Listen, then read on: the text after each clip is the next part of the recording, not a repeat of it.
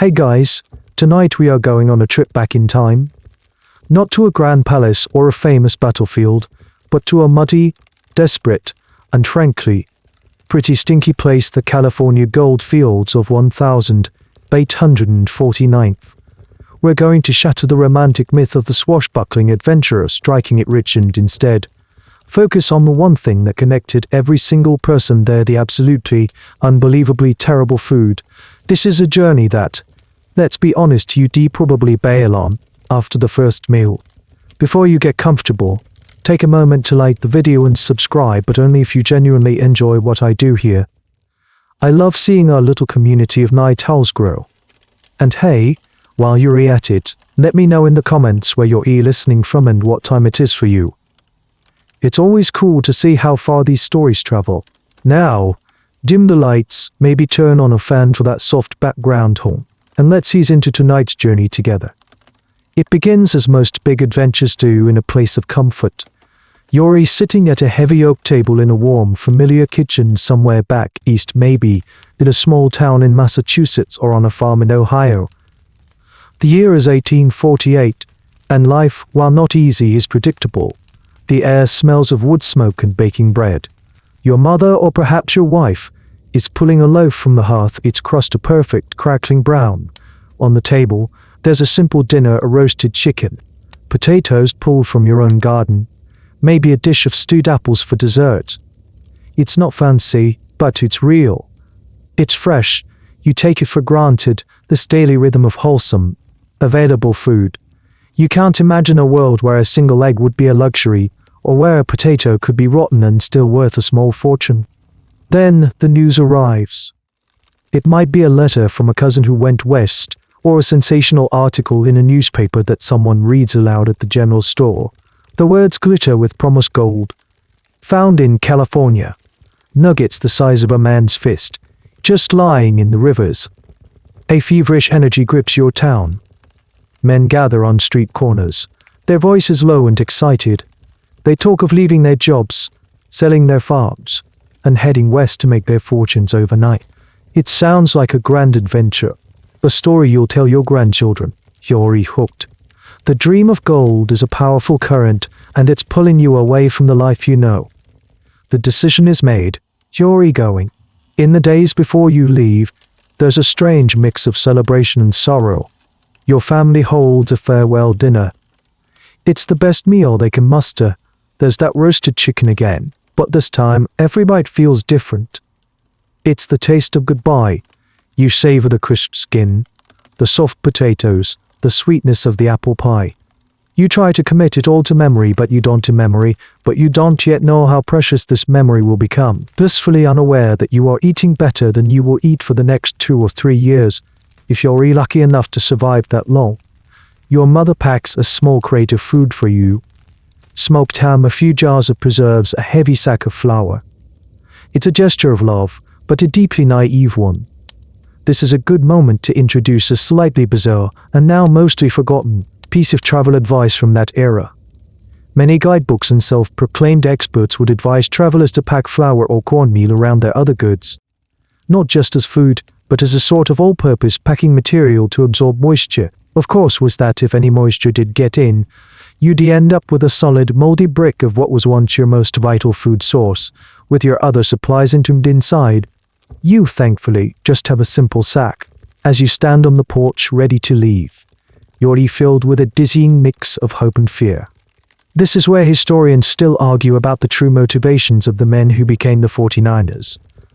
Was it purely the pull of gold, a manifestation of the bold, optimistic spirit of American expansion, or was it the push of a life that felt stagnant, a quiet desperation to escape debt, boredom, or a future that felt already written? There's no single answer, of course. You look at the comfortable home, the promise of a simple, predictable life, and you choose the wild, glittering uncertainty of the West instead. You say your goodbyes. The scent of that last home-cooked meal is already fading, replaced by the crisp autumn air and the smell of the road. You heft your pack, which feels impossibly heavy. In your mind, you're already a wealthy man, returning in a fine carriage.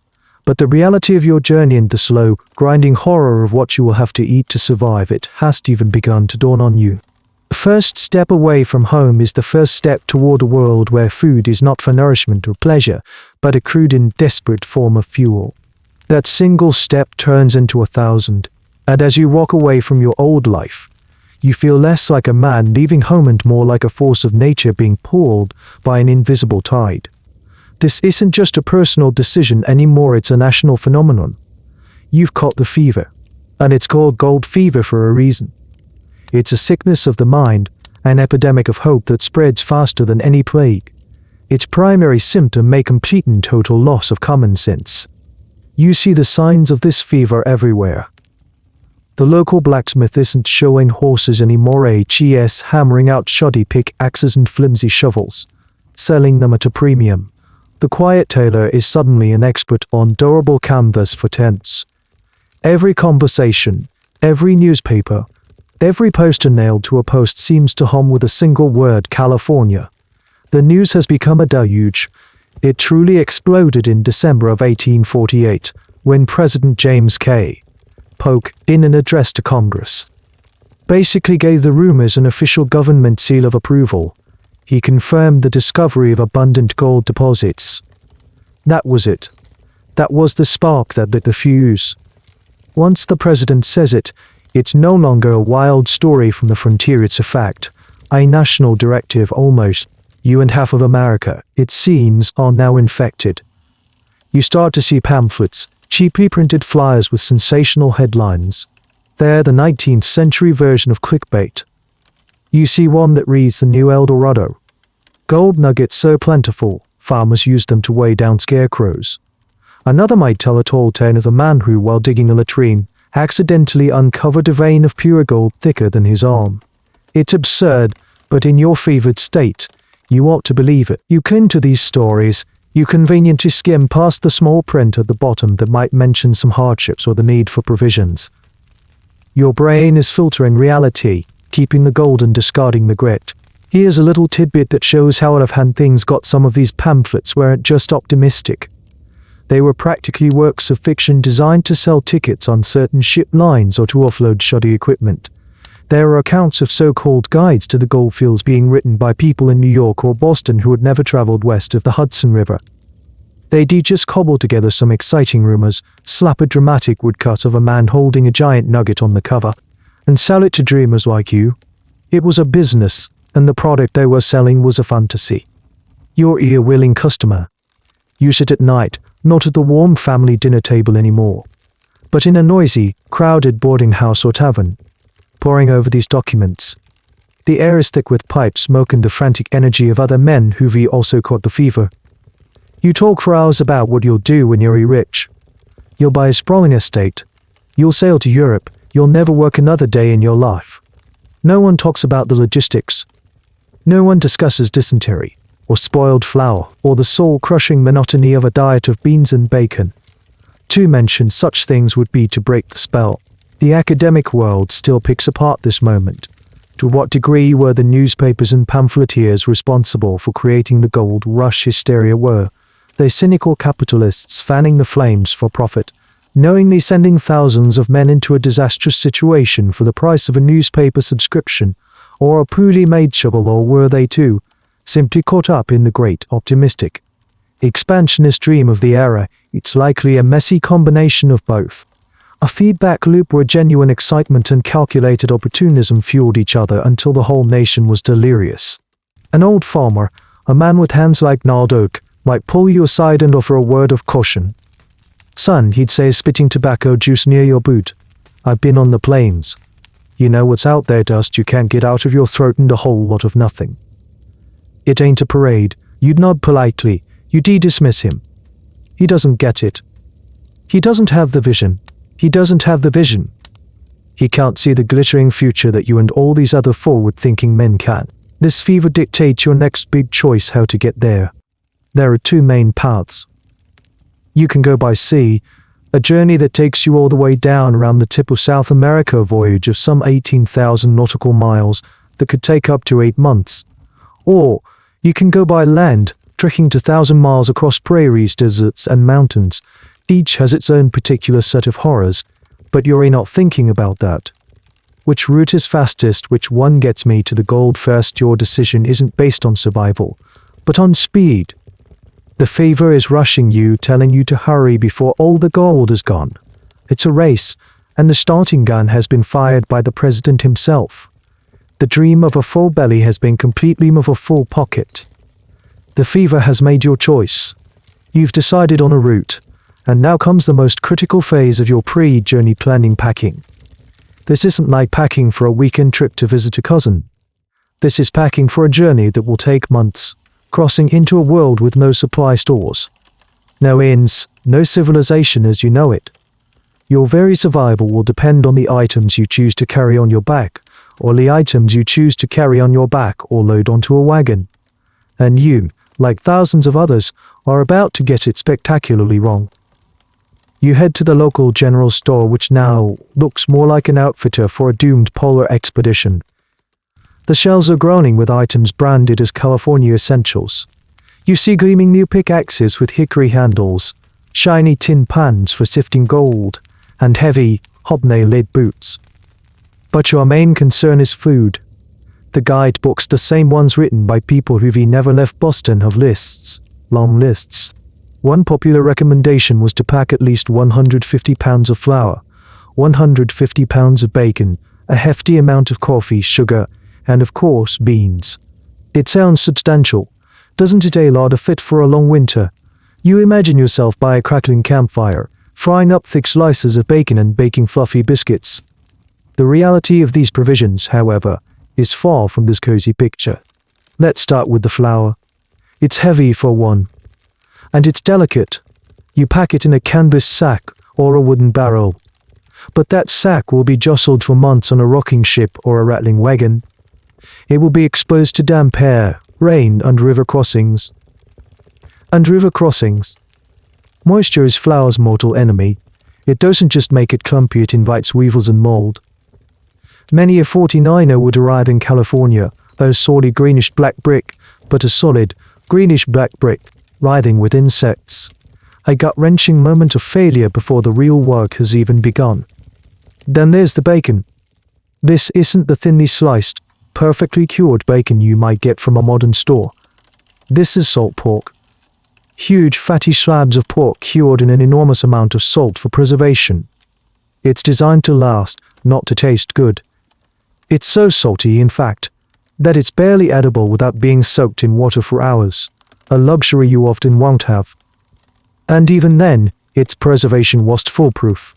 In the heat, the fat could turn rancid, giving the meat a sour, sharp taste that would turn even the strongest stomach. You pack it with hope, imagining savory meals.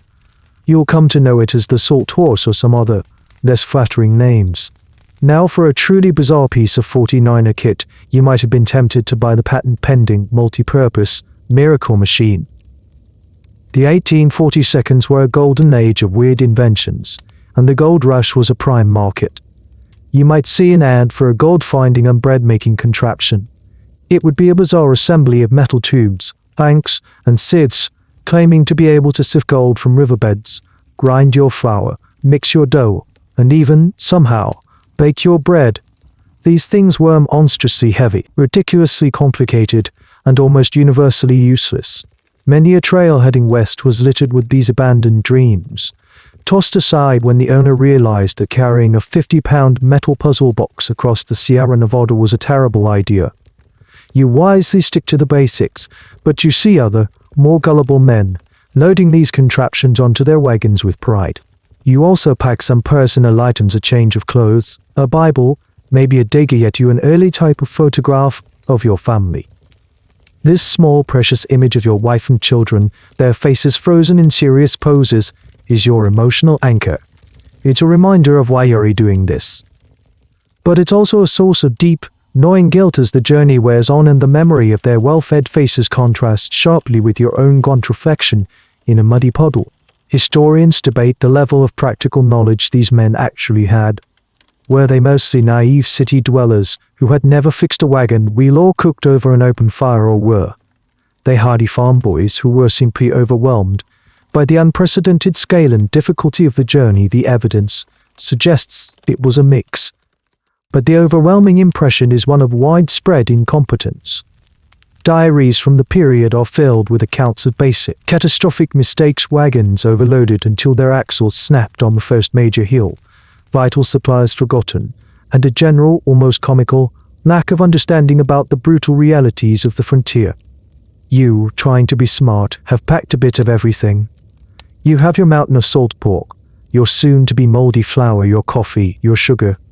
You've also packed a heavy cast iron skillet, a Dutch oven, and a coffee pot. These items feel essential, a link to civilized cooking. They are also brutally heavy.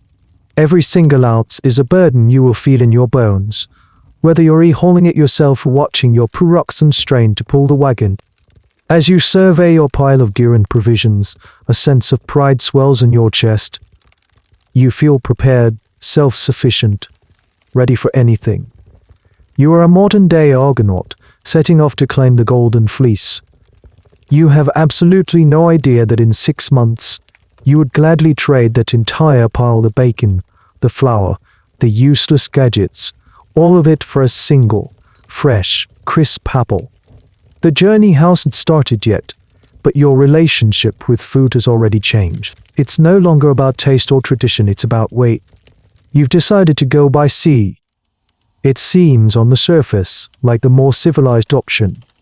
No deserts to cross, no mountains to climb, no hostile encounters to fear. You just get on a boat, and it takes you there. Simple. Of course, the reality is a long, slow, stretching nightmare that will test your sanity and systematically destroy your health, one disgusting meal at a time. You find yourself on the docks of a bustling port like New York or Boston. The air is a chaotic symphony of shouting sailors, creaking ropes, and the stench of tar and low tide. The ships advertised for the California passage are a motley crew. Some are sleek, newcomers promising speed. Others are tired old whaling ships, hastily retrofitted for passengers, their decks still slick with the memory of blubber. You've probably bought the cheapest ticket you could find, which lands you in the steerage section, a dark, cramped, and poorly ventilated space below the main deck, shared with 100 other men just like you. As the ship pulls away from the shore, a wave of excitement triples through the passengers. You watch the land recede, a final fading smudge of green. The adventure has begun. For the first few days, it's almost novel. The food is plain but tolerable. You get a portion of that salt pork you've heard so much about, some beans, and a biscuit. But as the days turn into weeks, and the weeks into months, the monotony and the decay set in. The ship's larder is not a magical, replenishing pantry. Everything you're going to eat for the next 5 to 8 months is already on board, stored in the dark, damp hold. And its quality is on a steady, irreversible decline. The water is the first to go. Stored in wooden casks, it quickly develops a slimy, greenish tinged of foul, swampy taste. To make it remotely palatable, the ship's cook might add a bit of vinegar or a ration of grog-watered down rum. But that only masks the problem. You start to crave the simple, clean taste of water from the well back home, a taste you never even noticed before. Then there are the biscuits. These are not the fluffy, buttery biscuits of your memory. These are hardtack, a simple, unleavened biscuit made of flour, water, and maybe a little salt, baked until it's as hard as a piece of wood. It was designed for longevity, and it achieved it. A piece of hardtack from the 1842s, if kept dry, would probably still be edible today, though you'd need a hammer to break it. Here's a fun, or rather, not so fun fact about hardtack: it was a primary habitat for weevils. These little beetles would lay their eggs in the flour before baking, and the larvae would hatch inside the biscuit during the long voyage. It became a standard practice for sailors and passengers to tap their hardtack on the table before eating, to knock out the living inhabitants. The old sailors had a dark joke about it: it's better to eat it in the dark. They'd say, so you can't see what you're eating. You quickly learn to do the same, trying not to think too much about the extra protein you might be consuming. The salt pork gets progressively worse. The rancid taste becomes more pronounced. Sometimes, the cook will boil it for hours, creating a greasy grace that fills the cramped quarters with a truly awful smell. The beans are boiled to a mushy pulp day after day. This is your diet. Salt pork, weevil-y hardtack, mushy beans. Breakfast, lunch, and dinner. For months, the monotony is a special kind of torment. Your brain starts to play tricks on you. You have vivid dreams about food. You can smell your mother's apple pie so clearly you wake up with your mouth watering. You have long, passionate conversations with your fellow passengers about the best meal you've ever eaten. You describe a Thanksgiving dinner in excruciating detail: the texture of the turkey, the richness of the gravy, the tartness of the cranberry sauce, but you can't help it. There's an ongoing debate among maritime historians about the true conditions on these passenger ships. Some argue that the accounts are exaggerated, written by landlubbers who were unused to the rigors of sea life and prone to complaining. They point to ship manifests and ledgers that show, on paper, a sufficient supply of rations. Others argue that these written accounts, often from the perspective of the ship's captain or owners, were self-serving. The diaries of the passengers, they contend, tell the real story, one of systematic neglect, corner-cutting on supplies, and a callous disregard for the well-being of those in steerage. The truth, as is often the case, is probably somewhere in the middle, varying greatly from ship to ship. As you sit in the foul-smelling gloom, chewing on your wooden biscuit, you watch other men begin to weaken. Their gums become sore and swollen. Their joints ache. Old scars, long since healed, might strangely start to ache or even reopen. You don't know the name for it yet, but you are witnessing the first signs of scurvy. The voyage is far from over, but the dream of gold is already being paid for, not with your own physical decay. The open sea, which once seemed like a grand highway to fortune, now feels like a vast, empty prison. Let's talk more about your new best friend, your constant companion, your primary source of calories and dental anxiety: hardtack. You've been tapping it on the table to shake out the weevils. But now it's time to really get to know this culinary marvel of durability and despair. To call it bread or a biscuit is a generous act of poetry. In reality, it's a flour and water ceramic tile, a true testament to humanity's ability to create something technically edible but profoundly joyless. The official names for it were ship's biscuit or hardtack, but you and your fellow sufferers have a whole lexicon of more descriptive and frankly more accurate nicknames. You call them Tutulares, Shitayan crackers, or, my personal favorite, molar breakers. The names tell a story. Eating hardtack wasn't a matter of simple chewing. It was a strategic assault. Your first instinct is to bite into it directly. This is a rookie mistake, one that could genuinely cost you a tooth. You learn this the hard way, feeling a jarring shock run through your jaw as your teeth fail to make even a dent. So you learn the veteran's technique. The most common method is to soak it. You drop the hardtack into your tin cup of coffee or that slimy, off-tasting water. You let it there for a good 10 or 15 minutes, watching it stubbornly resist absorption. Slowly, grudgingly, the edges might soften into a salting sludge, while the center remains defiantly solid. You then slurp up the resulting sludge, a flavorless, gritty gruel that provides calories but zero satisfaction. This process also has the pleasant side effect of drowning any weevils you might have missed, so they just become part of the slurry. You try not to think about that. If you're feeling particularly ambitious, you might try to break it up. You place the biscuit on a hard surface and smash it with something heavy, like the bottom of your tin mug or a spare piece of belaying pin. The hardtack shatters, not crumbles, into sharp, irregular shards. You can then try to gnaw on these smaller pieces, or more wisely, add them to your soupy bean and pork stew, where they might, after an hour of boiling, soften to the consistency of semi-cooked pasta. Here's a little historical morsel for you. Hardtack was so notoriously indestructible that pieces of it have survived for centuries. Civil War hardtack is a relatively common museum artifact. There are even stories, though likely apocryphal, of soldiers carving bits of it into trinkets or writing letters home on the flat surfaces. This speaks volumes. When a food item is more useful as a construction material or stationery than as sustenance, you know you're in a bad place. Carl and Ly speaking. The creation of hardtack was a science. Bakers would use specific types of low-moisture flour and a precise, slow baking process to remove as much water as possible. It was then often stored for months, even years, in warehouses before being loaded onto ships, a process that supposedly matured it. This long storage time is also and other insect larvae, which were already present in most 19th century flour mills, had plenty of time to get comfortable. The bugs weren't a sign of the hardtack going bad, they were essentially part of the original recipe. There's a fascinating, albeit slightly depressing, debate among food historians about the psychological impact of a diet, though relentlessly monotonous and unappealing. Some argue that the sheer awfulness of the food was a significant contributing factor to the low morale, fights, and general misery reported on these long voyages. When every single meal is a chore to be endured rather than a moment of rest or pleasure, it grinds down the human spirit. It removes one of the most fundamental daily comforts. Others take a more stoic view, suggesting that 19th century people, especially working class men, had a much lower expectation of culinary pleasure. They were used to plain repetitive diets, and while the sea voyage was an extreme version of this, it wasn't as shocking to their systems as it would be to a modern person. You chewing on your soaked biscuit mush probably don't care about the academic debate. You just know that you would commit a minor crime for a piece of soft bread.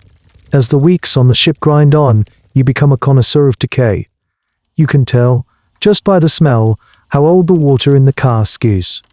You can identify the specific type of mold growing on the edges of the salt pork. And you have developed an intimate, adversarial relationship with your daily ration of hardtack. You know its every crack and crevice. You know which part of the biscuit is likely to be the most densely populated with weevils. It's a strange, grim expertise to acquire. You look at your hands, which are becoming soft and pale from the lack of hard work and sunlight. You feel a deep, gnawing hunger that has nothing to do with the lack of calories. You're full of hardtack and beans, but you are starving for flavor, for texture, for freshness. You are starving for food that reminds you that you are a human being and not just a piece of cargo, slowly spoiling in the belly of a ship. Just when you think the food can't get any worse, a new and more terrifying problem begins to surface. It doesn't start in the galley or the food barrels, but inside your own body. It begins subtly. You feel a deep, unshakable lethargy, a bone weariness that sleep doesn't seem to fix. Your joints begin to ache with a dull, persistent throb, first your knees, then your elbows and wrists. You blame it on the damps, air and the cramped, unnatural way you have to sleep in your bunk. But then things get stranger. You notice your gums feel puffy and sore when you chew on your hardtack. Soon they begin to bleed when you press on them. You might be talking with a fellow passenger and notice a dark, purplish bruise on his leg, and he has no memory of bumping into anything. A week later, you see a similar, blotchy stain appear on your own arm. This is the slow, creeping horror of scurvy. At the time, its cause was a complete mystery. It was called the plague of the sea, a dreadful affliction that seemed to randomly strike down sailors on long voyages. The prevailing theories were that it was caused by foul air, saltwater dampness, or even laziness. No one, at least not in the mainstream, had made the definitive connection to diet. You are watching a 17th century medical nightmare unfold in the supposed age of progress. The symptoms worsen. Your gums swell up over your teeth, becoming spongy black and putrid. Your teeth loosen in their sockets until you can wiggle them with your tongue. Eating becomes an agony. The slightest pressure sends waves of pain through your jaw. Eventually, you can't chew at all, and you're reduced to soaking everything into a tasteless sop that you can swallow without moving your mouth too much. The lethargy deepens into a profound depression. You have no energy, no will to move. The smallest effort, like climbing the ladder to the deck, leaves you breathless and dizzy. The dark bruises caused by spontaneous bleeding under the skin spread across your body. Perhaps the most unsettling symptom, and one that deeply frightened people at the time, was the reopening of old wounds. A scar from a childhood accident, perfectly healed for 20 years, might suddenly turn livid, swell up, and break open again, as if the body was forgetting how to hold itself together. Which in a way it was. Here's the small, slightly absurd historical fact that makes this tragedy even more frustrating. The cure for scurvy had already been discovered, lost, and rediscovered multiple times. As far back as the 1742, a Scottish naval surgeon named James Lynn conducted one of the first controlled clinical trials in history. He took 12 sailors suffering from scurvy, divided them into 6 pairs, and gave each pair a different dietary supplement. The 2 sailors given citrus fruits, oranges and lemons made a miraculous recovery within a week.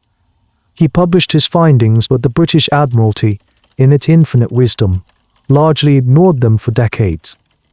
The logistics of supplying fresh fruit were deemed too expensive and complicated. The knowledge was there, but it was buried under bureaucracy and inertia. So here you are, a century later, suffering from a completely preventable disease. As you lie in your foul-smelling bunk, you listen to the groans of the men around you. The ship has become a floating infirmary. The captain, who is likely just as ignorant about the cause as anyone else, might try some traditional remedies. He might order the quarters to be fumigated with burning tar, believing it will cleanse the bad air. He might prescribe doses of elixir of vitriol, sulfuric acid, or copious amounts of sauerkraut if he's of a more progressive German mindset, which did contain some vitamin C, but often not enough. This is a point where historians still find room for debate.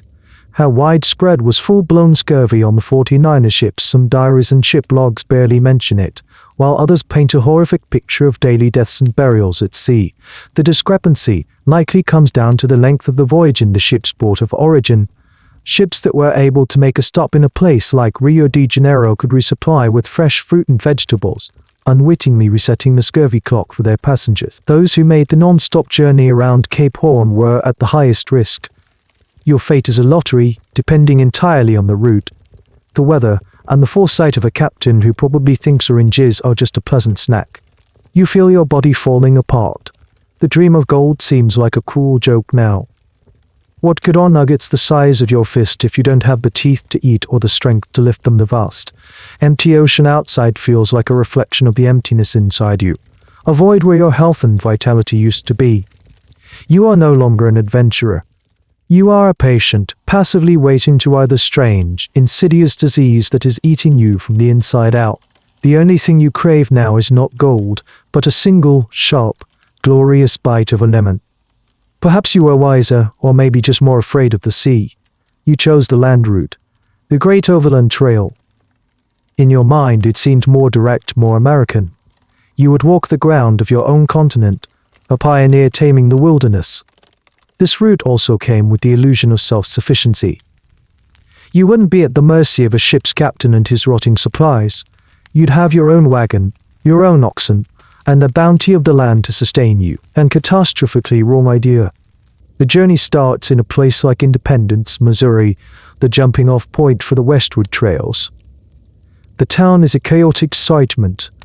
It's your last taste of civilization, and it's already half wild. You join a wagon train, a long snaking line of canvas-covered wagons that looks, from a distance, like a hopeful white caterpillar inching its way toward the horizon. For the first few weeks, crawling across the rolling prairies of Nebraska, your packed provisions hold up. You dutifully cook your meals of bacon and beans. You bake your bread, or rather, a dense, smoky campfire version of it in your heavy Dutch oven. It's monotonous but manageable. The flour is still good. The salt pork hasn't gone completely rancid yet. You even feel a little bit of that pioneer spirit you were hoping for. But the trail is a harsh accountant. It tallies every mile in calories burned, supplies consumed, and the slow grinding wear on your equipment and your body. The Great Plains are vast, an ocean of grass that seems to stretch into infinity. The sun beats down relentlessly. The wagon wheels creak a monotonous rhythm that gets into your bones. And you are eating. Every day, 3 times a day, your mountain of carefully packed food gets smaller. The flour sack, which seemed so generous back home, is shrinking at an alarming rate. You start to ration it, making your biscuits smaller and flatter. The bacon is sweating in the heat, the fat beginning to get that sharp, unpleasant smell. You start trimming more and more of it away, your precious supply dwindling even faster. Then comes the first major obstacle, a river crossing. Let's say it's the Platte River, famous for being a mile wide and an inch deep, but its sandy bottom is treacherous. You have to unload your wagon, ferry the goods across on a makeshift raft, and then reassemble everything on the other side. It's back-breaking work, and in the chaos, a sack of beans gets dropped in the river. It's gone, just like that. A week's worth of meals is washed away. Or worse, a barrel of flour gets soaked. Now you have a barrel of useless, sticky paste. These small disasters accumulate, each one a little chip taken out of your lifeline of food. Here's a small, often overlooked detail about the overland diet: the near-total absence of sugar. You might have packed a small amount, but it was one of the first things to run out. This meant your coffee, a vital ritual for morale and warmth on cold mornings, was perpetually bitter. More importantly, it meant a constant, low-level craving for sweetness that was never satisfied. Some pioneers tried to find wild honey, but that was a rare and dangerous prize. The lack of sugar was a constant, nagging reminder of the comforts you'd left behind. You start to supplement your diet. This is where the fantasy of living off the land comes in. You brought a rifle, and you fancy yourself a bit of a hunter. In the early part of the journey, you might get lucky. You might shoot a buffalo. The wagon train halts. Everyone becomes a butcher. You feast on fresh meat for days, gorging yourself until you're sick of it. You try to preserve the rest by cutting it into thin strips and drying it in the sun, creating jerky. But you're not an expert. Much of it spoils or becomes tough as leather. And then the buffalo are gone. The massive herds that once darkened the plains have learned to stay far away from the noisy, smelly wagon trains. The hunt becomes a desperate gamble rather than a reliable source of food. The academic debate here centers on the environmental impact of the migration. Were the 49 Ers just passing through, or did their massive, concentrated movement represent a significant, destructive force on the plains ecosystem? Some historians argue that the effect was temporary and localized.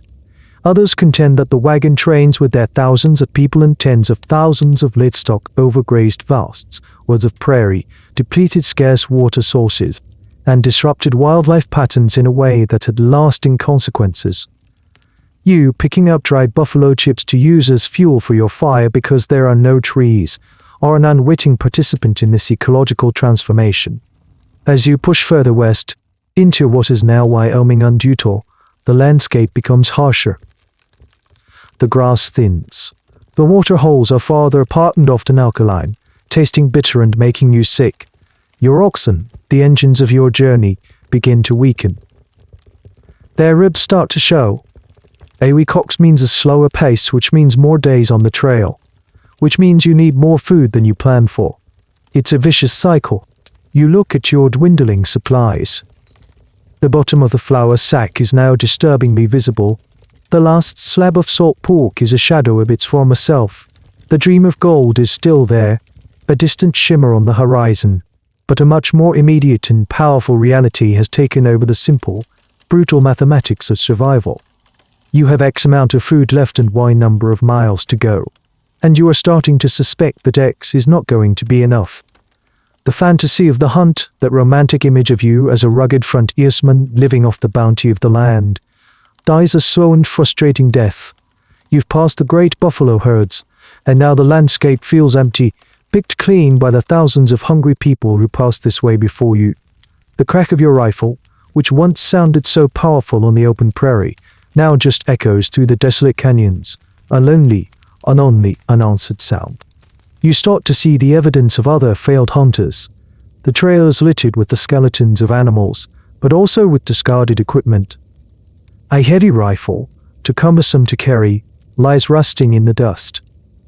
A set of fancy hunting knives, once someone's pride and joy, is abandoned next to a broken wagon wheel. These are monuments to failed optimism. Each one is a little reminder that your brilliant idea to live off the land was, in fact, every earnest brilliant idea, and the land simply couldn't support the sudden onslaught. Your hunting efforts become more desperate and less discriminating. You're no longer looking for a majestic deer or a plumped turkey. You're looking for anything that moves. A jackrabbit maybe. They are weary, tough, and give you about 3 bites of meat, but it's fresh. It's not salt pork. You spend hours stalking one, only to miss your shot, wasting precious powder and shot. You might have better luck with squirrels or prairie dogs, but they are small, And the effort of skinning and cooking them over a smoky fire often feels like it burns more calories than you gain. You start looking at birds you would have never considered food back home. Crows, magpies, even buzzards, if you're desperate enough. The taste is game-wise, stringy, and unpleasant. But it's something. It breaks the monotony of the beans and the crumbling. Weevil-filled hardtack you're now rationing as if it were leisure. This is where you might encounter one of the more peculiar and frankly unappetizing food sources of the trail, the rattlesnake. Back east, a snake is a creature of fear, a symbol of danger. Out here, it's a potential meal. An older trail vet show you how to do it. You pin its head with a forked stick, kill it, and carefully skin it. The meat, when roasted over a fire, is surprisingly mild, tasting a bit like tough chicken. The first time you eat it, your stomach churns with revulsion. By the third time, you're critiquing your own cooking method, wondering if boiling it would make it more tender. Your definition of food is becoming distressingly flexible. This flexibility leads to some interesting, if not exactly gourmet, common dish on the trail was a catch-all stew. You'd start a pot of water boiling and throw in whatever you had. A handful of beans, a few crumbled bits of hardtack to thicken it, a chunk of rancid bacon for flavor, and, if you were lucky, the meager results of your days hunting a scrawny rabbit, a couple of prairie dogs, maybe even that rattlesnake. It all went into the same pot. Lumpy slurry was grim, but it was hot and it was a meal. Historians who study the material culture of the trail still puzzle over the things emigrants chose to keep versus the things they threw away. Why would someone discard a perfectly good rifle but haul a heavy, ornate mirror for another 1,000 miles? The answer lies in psychology. The rifle represents a failed strategy, a reminder of their inability to provide for themselves in the way they imagined. The mirror, however, represents civilization, identity, a link to the person they were before they became this gaunt, sunburnt creature. It represents the future, the fine house in California they would hang it in. They were shedding the tools of survival that didn't work and clinging to the symbols of the dream that kept them going. As the hunt fails, you turn to foraging. Your eyes are constantly scanning the ground, not for gold, but for anything green undeadable. But you're not a botanist. You don't know these plants. Is this berry safe to eat? Will this root give you nourishment, or just a terrible stomachache you learn through painful trial and error? You might try a leaf that looks like lettuce, or you might see what the birds are eating and try that, a slightly more reliable, but still risky method. You dream of your garden back home, the crisp snap of a fresh green bean, the sweet burst of a sun-warmed tomato, the simple, earthy taste of a boiled potato. These memories are a form of torture. You walk through a barren, dusty landscape, but in your mind you are wandering through rows of lush, green vegetables. The fantasy of the hunt has been replaced by the memory of the garden, a paradise you willingly left and now desperately miss. The failure of the hunt is a profound psychological blow. It's a direct contradiction of the myth of the American frontiersman, the self-reliant, resourceful hero who can tame the wilderness with his rifle and his wits. You are not that hero. You are just a hungry man walking west, your stomach crumbling with a mixture of half-cooked beans and gnawing anxiety. The wilderness is not a bounty to be harvested, it's a vast, indifferent expanse that is slowly, methodically, starving you. After months of seasickness or trail dust, you finally arrive. San Francisco, the gateway to the gold fields. This is the moment you've been dreaming of, the grand prize at the end of the grueling journey. But the city you find is not the shining beacon of your imagination. It's a chaotic, sprawling, muddy mess, a city seemingly built overnight out of wood canvas and pure, frantic greed. Your first steps off the ship or into the town limits are a shock to the system. The streets, if you can call them, that are ankle-deep, and in some places knee-deep in a thick, sticky mud that seems to be mixed with sawdust, garbage, and the occasional lost boot. The city is a cacophony of noise, hammers banging, men shouting in a dozen different languages, the braying of mules, and the tinny, relentless music from dozens of saloons and gambling halls. It smells of mud, sweat, cheap whiskey, and something else, the electric scent of frantic, desperate energy. You've made it. You survived. Your first thought is not about gold, it's about food. Real food, You are fantasizing about a hot meal, a thick steak, a lunch than the slop you've been eating for the better part of a year. You have a little bit of money left, or maybe a small pouch of gold dust you traded for along the way. You feel rich for a moment. You are about to be rude reality of Gold Rush, San Francisco. You stumble into what passes for a restaurant. It might be a simple tent with a few rough wooden planks laid over barrels for a table, or a slightly more permanent wooden shack. A crude sign out front lists the menu. You scan it eagerly, your stomach rumbling, and then you see the prices. Your jaw drops. A single leg, something that would cost a penny back home, is $1. That's not a $2024. That's an $1849, an entire day's wages for a skilled laborer back east. A loaf of bread $2. A scrawny, tough piece of beef $3. A glass of milk, a simple comfort you haven't tasted in months, is $1. A single, sad, slightly bruised apple might be $5. This is your introduction to the insane inflation of the gold rush. The problem was simple supply and demand. Thousands of people like you were flooding into a place with no infrastructure, no farms, no established supply lines. Everything from a nail to a potato had to be shipped in from thousands of miles away. The merchants who controlled these goods could, and did, charge whatever they wanted. They knew you were desperate. They knew you'd pay. Here's a quirky detail that illustrates the absurdity because of the mud. There were sections of the main streets that were almost impassable. Enterprising individuals laid down single planks and charged people a fee to walk on them. But a more permanent solution was needed. So, what did they use to pave the streets? They used the things that were most plentiful and least valuable. In that moment, sacks of flour from Chile that had spoiled on the voyage, crates of tobacco, even entire cooking stoves and pianos that no one had bothered to drag out of the mud. There are accounts of entire streets in early San Francisco being paved with bags of what was, just a few months earlier, someone's precious food supply. You are outraged by the prices, but your hunger is stronger than your indignation. You sit down at the rough-hewn table.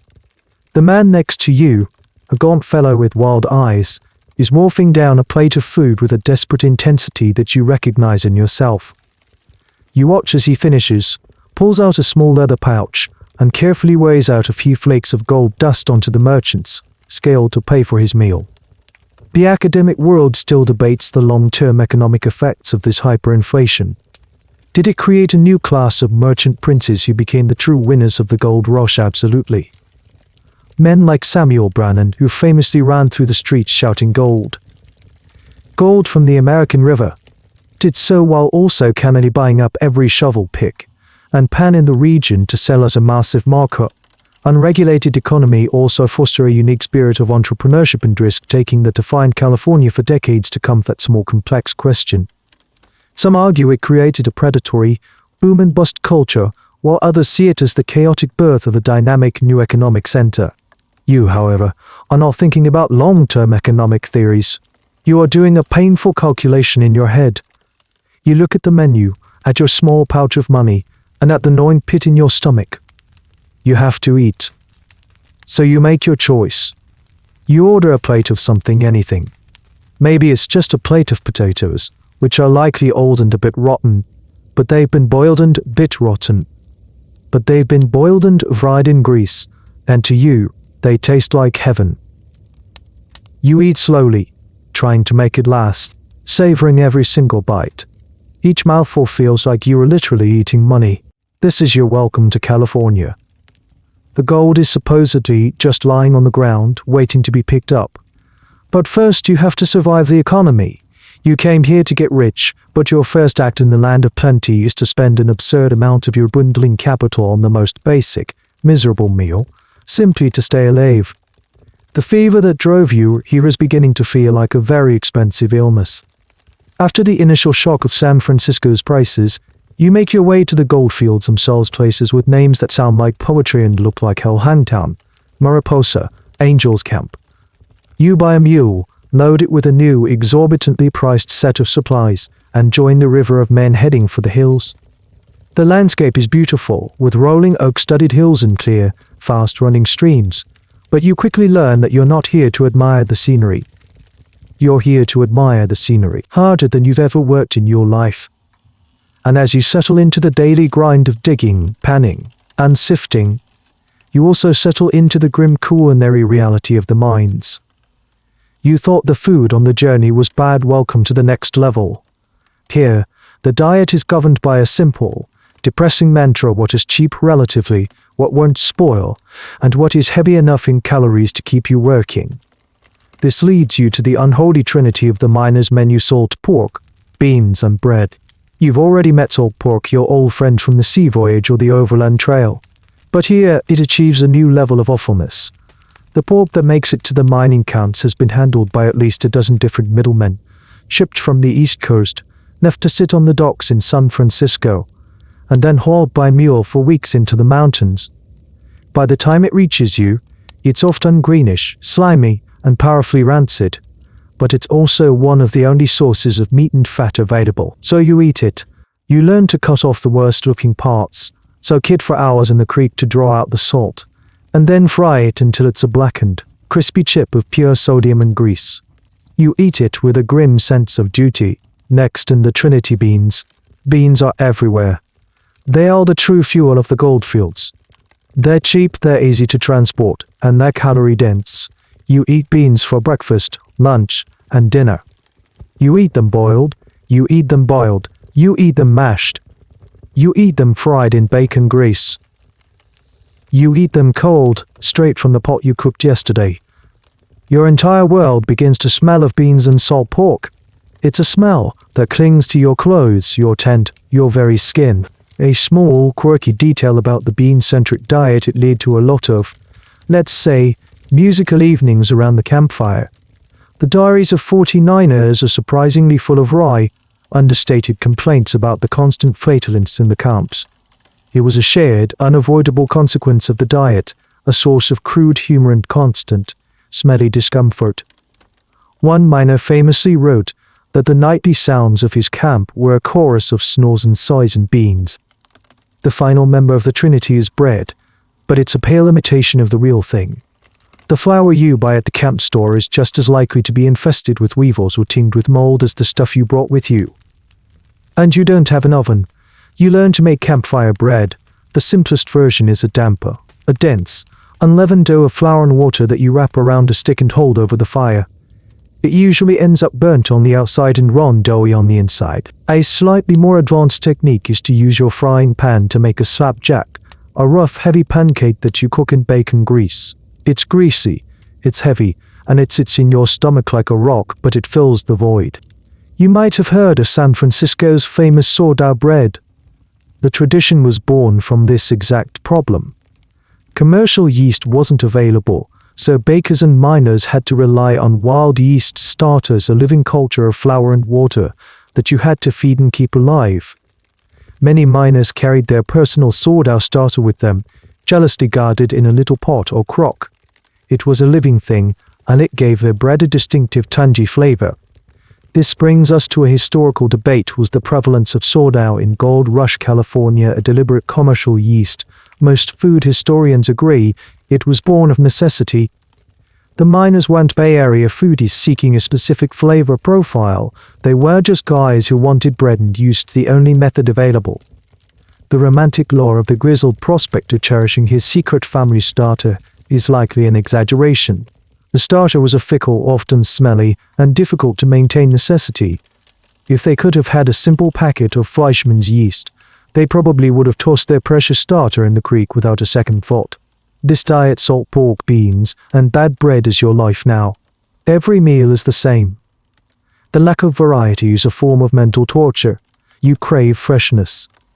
You crave sweetness. You crave anything that doesn't taste of salt, grease, and beans. You watch men who strike it rich, who find a big nugget. Their first act isn't to book passage home. It's to hike for 2 days to the nearest camp with a proper store and spend an ounce of gold of fortune on a jar of pickles, a can of peaches, or a few precious onions. The dream of gold is abstract, but the dream of a pickle is immediate, visceral, and overwhelming. You toil in the river all day, your back aching, your hands raw. And you do it all fueled by the worst food you've ever eaten, dreaming of the day you find enough gold to buy yourself a decent meal. Let's zoom in on the star player of your new diet, the centerpiece of your culinary despair, that slab of salt pork. To understand the gold rush, you have to understand this piece of meat. It's more than just food, it's a symbol of the entire experience, durable, disappointing, and absolutely saturated with the grit of survival. You buy it at the camp's trading post, a dusty tent run by a man with a shrewd eye and a dirty scale. It doesn't come neatly packaged. It comes as a huge, unwieldy slab, sliced from a massive barrel where it has been curing in a mountain of salt for months, maybe even years. The color is a pale, unappetizing grayish pink, and it's streaked with thick, waxy layers of yellowed fat. It feels heavy and dense in your hands, less like meat and more like a piece of building material. The first challenge is preparing it. You can't just slice it and fry it. If you did, the resulting piece of meat would be so salty it would be physically painful to eat, like taking a mouthful of seawater. So, the first step in every meal is to try and desalinate the pork. You slice off a few pieces and put them in a bucket of creek water.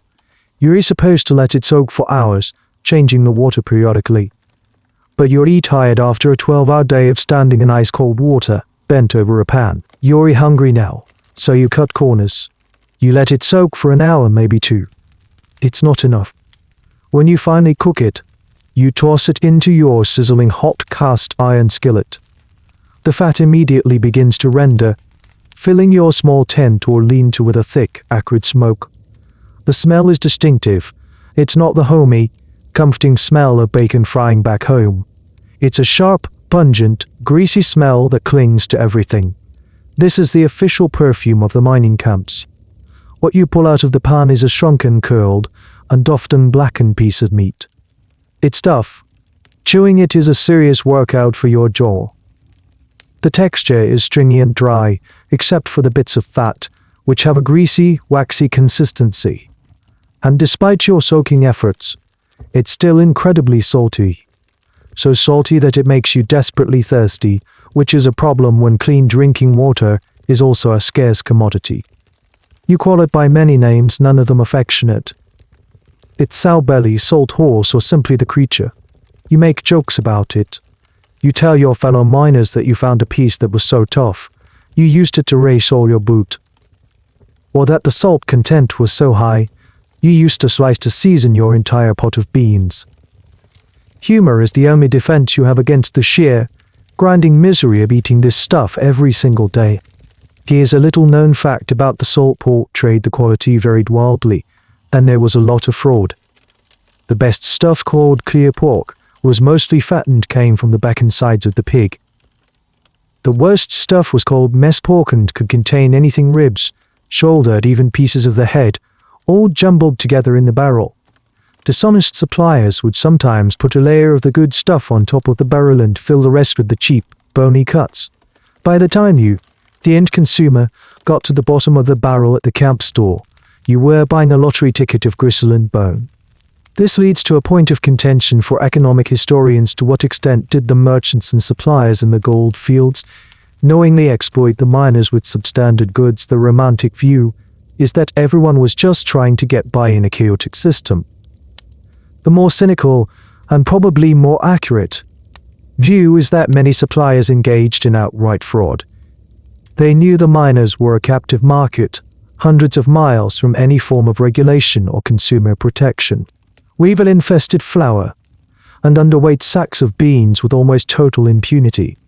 The records of legal disputes from that era are full of miners suing suppliers, but these cases were hard to prove and rarely went in the miners' favor. You try to get creative with your slab of pork. You chop it into tiny bits and mix it with your beans, hoping the beans will absorb and the pork will lend some flavor. This is the classic pork and beans, the foundational dish of your existence. You might fry it to a crisp and crumble it over your slapjack pancakes, creating a salty, greasy topping. If you're feeling particularly desperate for a different texture, you might boil it for hours with a few wild onions you manage to find, creating a thin, salty broth that you sip like a gourmet soup. But no matter how you cook it, it's still a chore to eat. You find yourself dreaming of the texture of other meats, the tenderness of a roasted chicken. the juicy crumble of a beef steak. You remember the simple ham sandwiches your mother used to make. These memories, once comforting, now feel like a form of self-inflicted torture. They highlight the vast gulf between the food you once took for granted and the grim reality of what's in your frying pan. This slab of salted meat is the price of admission for your golden dream, and you pay it, one tough, salty, disappointing bite at a time. If salt pork is the grim, salty patriarch of your mining camp diet, then beans are its constant, reliable, and profoundly boring companion. They are the foundation, the bulk, the ever-present substance that fills your plate and your stomach when nothing else is available.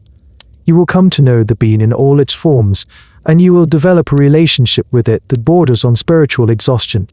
You buy them dry by the pound, from the same dusty trading post where you get your pork. They are cheap, at least compared to everything else, and they expand when cooked, creating the illusion of a hearty meal. This makes them the most economically sensible calorie source in the entire goldfields. A man can live on beans. He won't be happy, but he will live. The daily ritual begins in the morning. Before you head out to the creek, you put a big pot of beans on to soak. Or if you're like most miners, you have a perpetual pot of beans going over the low embers of your fire. This is the eternal bean pot. You just keep adding water and fresh beans to the leftovers from the day before. The pot is never truly empty and never truly clean. It just contains an ever-evolving slurry of beans in various stages of decomposition. Cooking them is simple because there are no other options. You boil them. You boil them for hours until they are soft and mushy. The only flavoring comes from a chunk of that salt pork you toss into the pot. The rendering fat and leaking salt give the beans their characteristic taste: salty, slightly smoky, and overwhelmingly bean-y. There are no onions, no garlic, no spices. Just beans and pork grease. You eat them for breakfast, maybe scooped onto one of your leathery slapjacks. You pack a tin of them for lunch, which you eat cold, standing waist deep in the freezing river. You eat a huge plate of them for dinner, because you are starving and they are all you have. The texture, or lack thereof, becomes a familiar feeling in your mouth, a soft, starchy paste. You stop thinking of it as food and start thinking of it as fuel. You are shoveling beans into your body, the same way you shovel gravel into your sluice box. It's a necessary, joyless task. Here's a small, weird food science fact about this diet. While the beans provided protein and carbohydrates, the near-total reliance on them created its own set of nutritional problems. The specific combination of beans and corn or wheat flour from the bread can form a complete protein. However, the miner's diet was often just beans and pork. This, combined with the lack of fresh vegetables, created a host of micronutrient deficiencies that, while not as dramatic as scurvy, lead to a pervasive sense of fatigue, poor immune function, and a general state of being unwell. They were full, but they were not nourished. The sheer volume of beans you consume has a predictable and socially awkward side effect. Your digestive system, and that of every other man in the camp, is in a state of constant, gassy rebellion. Campfire gatherings are punctuated by a chorus of rumbles and releases. It's so common that it ceases to be embarrassing and just becomes part of the shared atmosphere. Diaries from the period mention it with a kind of weary resignation. One miner wrote, "The wind blows down the canyon all day, and through the camp all night. It was the price you paid for a cheap meal." There is a historical debate that touches on this, though it's a bit more academic. It revolves around the very identity of pork and beans. Did the iconic American dish originate in the mining camps of California, or does it have older roots in New England cooking? With recipes like Boston baked beans, the consensus is that while New Englanders had been cooking beans with salt pork for generations, the gold rush is what truly cemented the combination as the quintessential American frontier food. It stripped the dish down to its bare essentials: just beans, pork, and water, and spread it across the continent. The miners didn't invent it, but they perfected its most desperate and minimalist form. You try to find ways to break the monotony. You might mash the beans into a thick paste and fry them in your pan, creating a sort of bean cake that's crispy on the outside and mushy on the inside. It's a different texture, and at this point, that's a revolutionary culinary event. If you find a few wild greens, you might chop them up and stir them into the pot, adding a hint of bitter freshness that tastes like life itself. But most days, it's just the beans. You stare into your tin plate, at the familiar brown and grey mush. You can't remember the last time you ate something with a crunch. You can't remember the last time a meal was a source of joy. The beans have become a symbol of your life in the goldfields, repetitive, bland, and a daily grind. You dream of gold, but your waking life is ruled by the bean. It fills your belly but leaves your soul hungry for something, anything else. The final, crumbling pillar of your three-part diet is bread. Or, more accurately, bread-like substances. The dream of a crusty loaf, warm from the oven with a soft, airy interior, is a ghost that haunts your every meal. What you have instead is a desperate, daily negotiation with flour, water, and fire, a process that rarely ends in triumph. The flour itself is the first hurdle. You buy it by the sack from a camp store, paying a ludicrous price for it. Like everything else, it has had a long and difficult journey to reach you. It's often damp, which means it's clumpy and starting to mold. You learn to sift through it, picking out the greenish bits and the most obvious insect life. A common camp joke is that the flour is self-rising, not because it has any leavening, but because of all the bugs moving around in it. You don't have an oven. No one does. An oven is a heavy, stationary object, a luxury of a settled life. You are not settled. You are not settled. You are a temporary resident of a muddy camp, ready to move on at the first rumor of a richer strike-up river. So you must improvise. Your entire baking repertoire is confined to what you can do in a frying pan or over the open flames. Your most common creation is the slapjack or flapjack. It's a simple pancake, but without the luxuries of eggs, milk, or butter. You mix your questionable flour with water from the creek until you have a thick, loopy batter. You get your skillet screaming hot with a generous scoop of salt pork grease. Then you pour in the batter. The result is a heavy, dense, greasy disc. It's often burnt on one side and undercooked on the other. But it's warm, and it's filling, or if you're feeling decadent, you might crumble some crispy salt pork over it. If you want something a bit more bread-like, you attempted amper or a bannock. You make a stiff dough of flour and water, maybe with a pinch of salt if you have it. You find a green stick, peel the bark off one end, and wrap the dough around it in a long spiral. Then you prop the stick up next to the fire and rotate it slowly. This is a delicate art. Hold it too close, and the outside turns to charcoal while the inside remains a raw, sticky paste. Hold it too far away, and it never cooks at all.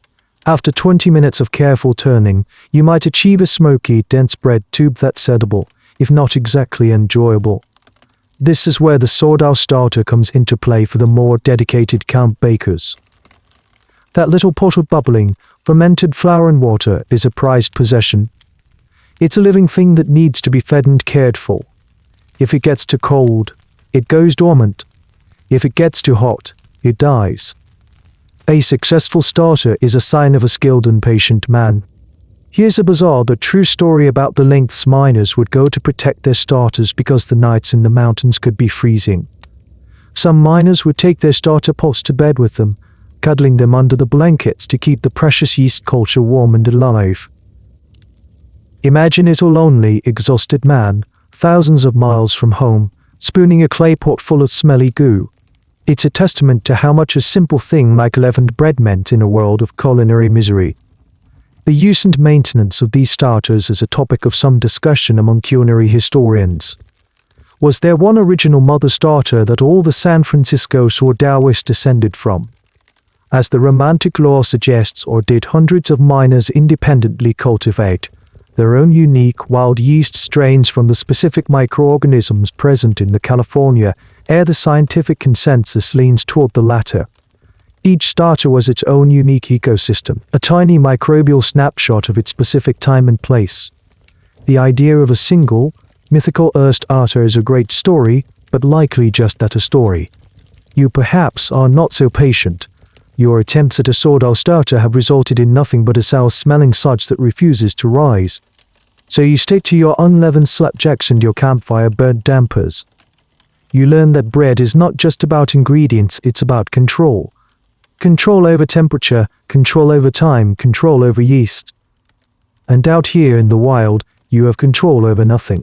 You watch other men eat their sad bread. You see the disappointment on their faces, the same disappointment you feel. You are all haunted by the memory of real bread, bread made by your mothers, your wives, your wives, your wives, your local baker. Bread that was a simple, daily staple you never gave a second thought. Now it has become a symbol of a lost world of comfort and care. Every greasy, half-cooked pancake you force down is a reminder of how far you are from that world, and how much you have given up in your quest for a handful of yellow metal. You stand by the creek, the same creek you've been working in for weeks. The water is frigid, a constant, aching cold that seeps into your bones. All day, you've been shoving gravel into your sluice box, watching the water wash away the lighter sand and mud, hoping to see the telltale gleam of gold in the ripples at the bottom. Your back is a nut of pain. Your hands are run-cracked. You are thirsty. You look at the water flowing past you. It looks clear enough. It's certainly better than the slimy, brackish water from the barrels on the ship, so you cup your hands, dip them into the stream, and take a long, deep drink. It's cold and refreshing. It feels like the purest thing you put in your body in months. It is also, quite possibly, deadly. You are not the first person to stand on this spot. Upstream from you for miles and miles are other mining camps. Hundreds, maybe thousands of other men, all living, working, and well, relieving themselves in the same watershed. The creek that serves as your source of drinking water also serves as the community's all-purpose sewer and garbage disposal. The concept of sanitation is almost non-existent in the camps. The latrines are either poorly constructed or simply not dug at all. Men relieve themselves in the bushes, a convenient distance from their tents. Rain washes that waste into the gullies and ravines, and eventually into the same creek you're drinking from. The camps are also full of animal waste from the mules and horses. And then there's the garbage, spoiled food, animal carcasses, and all manner of camp refuse are simply tossed into the nearest ravine or directly into the river. The water becomes a flowing soup of bacteria, cholera, typhoid, dysentery. You don't know this, of course. The germ theory of disease is still a new and controversial idea, not something the average person understands. You believe, as most people do, in miasma theory, the idea that disease is spread by bad air or foul smells. So you might build your tent up wooden from the smelly street part of the camp, thinking you're safe. But you drink freely from the river because the water itself looks clean. This leads to a grim and often overlooked reality of the gold rush. Far more men died from disease than from mining accidents, starvation, or violence combined. Dysentery, which the miners grimly nicknamed the bloody flux, was rampant. It was a miserable, debilitating illness, causing severe diarrhea, fever, and dehydration. In a world with no modern medicine, no IV drips, and no understanding of the importance of electrolytes, a bad case of dysentery was often a death sentence. Here's a small, sad fact that highlights the desperation some miners, suffering from dehydration and a lack of clean water, would resort to drinking their own urine. This was based on an old, incorrect folk belief that it was a sterile and viable source of hydration. In reality, it only worsened their dehydration and hastened their decline. The prevalence of waterborne illness is a major focus for historians studying the public health aspects of the gold rush. They analyze diaries and letters, counting the mentions of sickness and death. They try to reconstruct the disease environment of the camps. There's a debate about which specific disease was the biggest killer, while cholera, with its dramatic and swift mortality, often gets the most attention. Some historians argue that chronic, debilitating illnesses like typhoid and dysentery were more pervasive and ultimately caused more death and suffering over the long run. They didn't kill as quickly, but they sapped the strength of the workforce, leaving men too weak to work, too weak to care for themselves, and vulnerable to other opportunistic infections. A few days after drinking from the creek, you start to feel it. A low grumble in your gut. A wave of nausea. A sudden, urgent need to run for the bushes. You spend the next week in a feverish, miserable haze. You can't keep any food down. The very thought of your daily beans and pork makes your stomach churn. You are desperately thirsty, but every sip of water seems to go right through you. You lie in your rough blanket, shivering despite the California sun. You are weak, disoriented, and completely alone. Your fellow miners might leave a bucket of water near your tent, but they keep their distance. They don't know what causes the sickness, but they know it's catching. They look at you with a mixture of pity and fear. They see their own potential fate. You are at your most vulnerable. All the dreams of gold, all the plans for a rich future evaporate in the face of this basic, brutal sickness. Your world shrinks to the confines of your dirty blanket and the desperate need for the pain in your stomach to stop. You realize that in this wild, lawless land, the most valuable thing is not the yellow metal in the river. It's a simple cup of clean, safe water, and it's nowhere to be found. Just when you think you've got the full measure of the misery here, a familiar old enemy from the sea voyage reappears, but in a new and baffling context. You're on dry island, surrounded by green hills and trees. Yet you start to see the same symptoms that plagued the men on the ship. A friend complains that his joints are aching more than usual. You see another man whose gums are puffy and bleeding. You notice the dark, unexplained bruises blooming on your own shins. It's scurvy. But how can you get a sailor's disease when you haven't seen the ocean in months? This was the great, perplexing medical mystery of the goldfields land, scurvy. It was so unexpected, so contrary to all medical understanding of the time, that many doctors initially misdiagnosed it. They called it mountain fever or some other vague ailment. They were looking for a cause in the air, the altitude, or the soil. They were looking in all the wrong places. The cause was right there on your dinner plate, or rather, what was missing from it. Your diet, the relentless trio of salt pork, beans, and flour, contains almost zero vitamin C. On the long surrounded by plant life, it seemed impossible. The problem was that the plants growing around you were either unfamiliar, inedible, or you simply didn't know they could help you. Stationary sea voyage, stranded in an ocean of land. The symptoms are just as grim as you remember from the stories of the sea. The lethargy hits you first. It's a deep, soul-crushing exhaustion that makes lifting your shovel feel like raising a boulder. Then comes the pain in your joints and muscles, a constant nagging ache. Your gums swell and bleed, making it painful to chew even your soft, mushy beans. Your teeth feel loose. Old cuts and scratches that should have healed weeks ago remain stubbornly open and sore. You are watching your body slowly fall apart, and you have no idea why. It fuels the paranoia and despair of the camps. Men become convinced the land itself is cursed or poisoned. They whisper about mysterious diseases rising from the damp earth where they dig for gold. The reality is far more mundane and, in a way, more tragic. You are not being poisoned, you are simply suffering from a profound and debilitating nutritional deficiency. Here's a small, poignant detail from the diaries of the time. Some miners wrote about an intense, almost maddening craving for sour or acidic things. They would pay exorbitant prices for a jar of pickles or a bottle of vinegar, not just for the taste, but because their bodies were instinctively crying out for something they desperately needed. A man might trade a small nugget of gold, the result of a week's hard labor, for a single lemon, and then eat it, peel and all, with a look of ecstatic relief on his face. The eventual discovery of the cure for land scurvy is a fascinating story of folk wisdom triumphing ignorance. It wasn't the formally trained doctors who solved the problem. It was the Native Americans, and in some cases, experienced frontiersmen who told the miners which local plants to eat.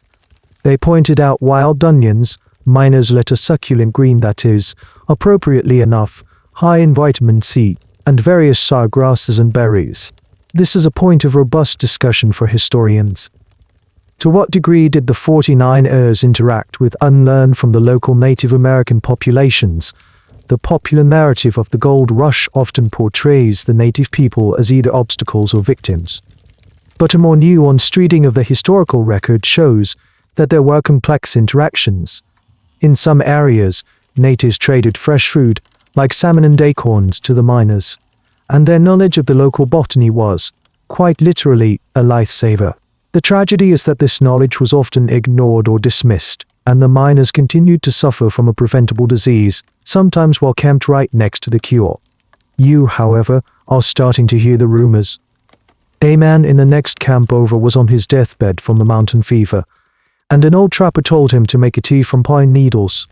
2 weeks later, the man was back on his feet. You hear that eating the sour clover that grows by the creek can make your gums feel better. At first, you're skeptical. It sounds like folk nonsense, but you're desperate, your body aches, and you feel a profound weakness that frightens you, so you try it. You gather some of the broad, green leaves of the miner's lettuce that you've been walking on for weeks. You chew on them. They have a clean, slightly tangy taste. It's the first fresh, green thing you've eaten in months. You gather pine needles and boil them into a bitter, resinous tea. It tastes awful, but you drink it down. Slowly, almost imperceptibly at first, you start to feel better. The deep ache in your bones begins to subside. Your gums stop bleeding. The bruises on your legs start to fade. It feels like a miracle, like you've been given a magic potion. It's not magic, of course. It's just vitamins. You have stumbled upon the cure that has sea captains for centuries. Your survival in this strange, golden land depends not on your picosk or your rifle, but on a humble weed. Your body, weak from scurvy and tormented by dysentery, is now screaming at you. The message is simple and primal: find something fresh. Find something that isn't salty, greasy, or beige. This realization transforms you. You are no longer just a gold miner. You are a hunter-gatherer, but your prey isn't a deer or a rabbit. It's a leaf, a berry. The search for these greens, as you call them, becomes an obsession, a secondary form of prospecting that is just as intense as your search for gold. In the mornings before the sun gets too hot, or in the evenings when the light is soft, you wander the hillsides around your camp. Your eyes are no longer scanning the gravel in the riverbed, they are scanning the earth, looking for any sign of edible life. You become a student of the landscape in a way you never were before.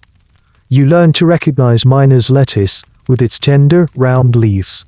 You find wild onions and garlic, pulling them from the earth and eating them raw. The sharp, pungent flavor, a shocking and glorious explosion in your mouth after months of blandness.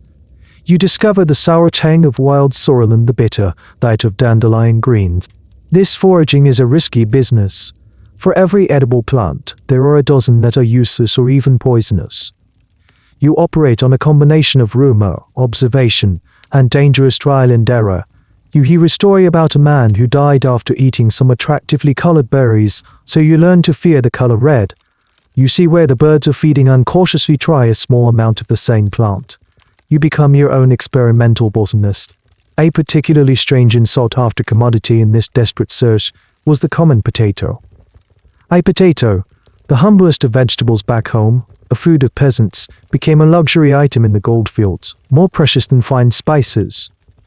A single potato could sell for $1.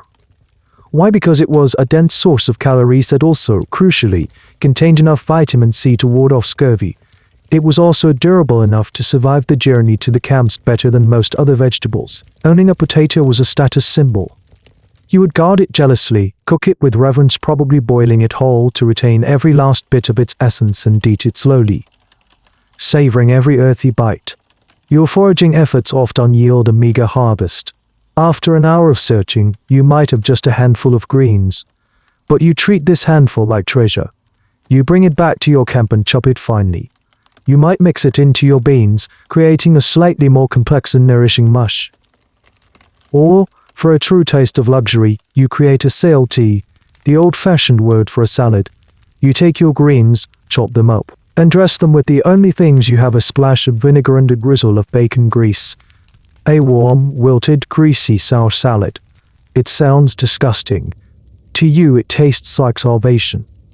This return to foraging, a basic human survival skill, is a subject of great interest to anthropologists who study the gold rush. They argue that it represents a fascinating moment of decivilization.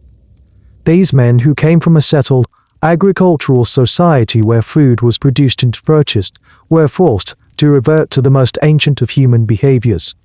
They were stripped of their modern context and had to relearn the fundamental relationship between humans and their environment. The debate lies in how successful they were. Some scholars emphasize the miners' ignorance and their many failures, highlighting the poisonings and the continued malnutrition. Others are more impressed by their adaptability, arguing that the miners learned quickly and developed a new folk botany of the Sierra foothills, a shared knowledge of what was safe and what was not. As you become more adept at finding greens, your health improves. The scurvy symptoms recede. You have more energy. Your mind feels clearer.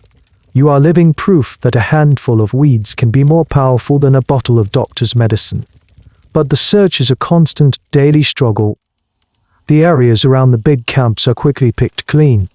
You have to venture further and further into the wilderness, into unfamiliar territory, to find what you need. The search for greens becomes a mirror of the search for gold. At first it's easy, found right on the surface.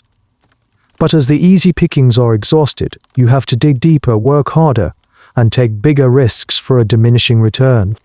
You look at your fellow miners. You can now divide them into two groups: the ones who are still stubbornly subsisting on the trinity of pork, beans, and bread, and the ones who have learned to forage. The first group is pale, listless, and plagued by ailments. The second group, while still thin and trail-worn, has a spark of life in their eyes. You are part of the second group. You have learned that survival in this place is not just about finding gold, but about finding the simple, green, living things that grow in the earth. You are a prospector of leaves, and your discoveries are worth more than any nugget. As you slowly regain your health by chewing on weeds and bitter roots, you start to crave not just freshness but comfort. A taste of the world you left behind. This craving leads you to the camp's trading post, that dusty tent of dreams and despair, to gaze upon the luxury items. These are the foods that have no real practical value. They are not calorie-dense, they are not essential for survival, but they offer a powerful psychological bomb, a memory of home. The prices are, of course, insane. They make the cost of a simple egg in San Francisco look like a bargain. You stare at a shelf of canned goods, a relatively new and miraculous invention. There are small tins of oysters, shipped all the way from Baltimore. The can might cost you $16, the equivalent of an ounce of gold. An entire week, maybe two, of back-breaking labor for a few slimy bivalves in a tin. Next to it might be a can of preserved milk, a thick, syrupy, sweet substance. You imagine stirring it into your bitter coffee, transforming it from a chore into a treat. That, too, is a week's wages. Then you see the jars of pickles. Bright green, floating in their brine, they seem to glow with an otherworldly light. You can almost taste the sharp, sour crunch. They pickle as the absolute antithesis of everything you've been eating. It's not soft, it's not bland, it's not greasy. It's a jolt to the senses. The price is, naturally, astronomical.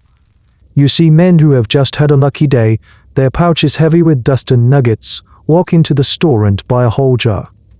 They don't share. They walk back to their tent, sit down, and eat the entire jar of pickles in one sitting, their faces a mask of pure, unadulterated bliss. The ultimate luxury, the food item that truly separated the haves from the have-nots, was cheese. A wheel of cheese, shipped from the east, was a sign of immense wealth. It was durable, calorie-dense, and delicious. A trader might troll a large wheel of cheddar into camp, and men would gather around it, staring, as if it were the largest gold nugget ever discovered. The trader would ceremoniously cut into it, and sell it by the tiny, precious slice. Something you would have eaten without a thought back home could cost you a day's hard labor. Here's a small, telling detail about these transactions: they were often conducted with a delightful lack of precision. The standard measure for gold was the pinch. A shopkeeper would literally pinch a bit of gold dust from your pouch between his thumb and forefinger as payment for an item. This, of course, led to a high demand for shopkeepers with large thumbs. It was a chaotic, unregulated system where the value of your labor was measured by the anatomy of the man selling you a pickle. You, however, cannot afford such luxuries. You are a man of modest means, still working to pay off the debt you incurred just to get here and buy your initial supplies. So you just look. You engage in a form of window shopping, torturing yourself with the sight of these foods. You watch a newly rich miner buy a tin of peaches. You watch him open it, the sweet syrup dripping down his beard as he spears a soft, golden slice. Your mouth waters with an intensity that is painful. The presence of these luxury goods in the camps is a subject of debate for economic historians. On one hand, it's a classic example of supply and demand in a bubble economy. But, on the other, it speaks to the psychology of the miners. Were these purchases rational from a purely economic standpoint? Spending a week's wages on a jar of pickles is insane. You could buy more beans, more flour, more tools. But the miners weren't just economic actors, they were human beings, starved for comfort and a reminder of a life that felt a million miles away. These luxury goods weren't just food, they were medicine for the soul. The purchase was an act of defiance against the misery of their daily lives, a way to feel human and prosperous, if only for a few minutes. Eventually you have a good day. You find a small pocket of gold, a few nuggets nestled in a crevice. It's not a fortune, but it's more than you found in a month.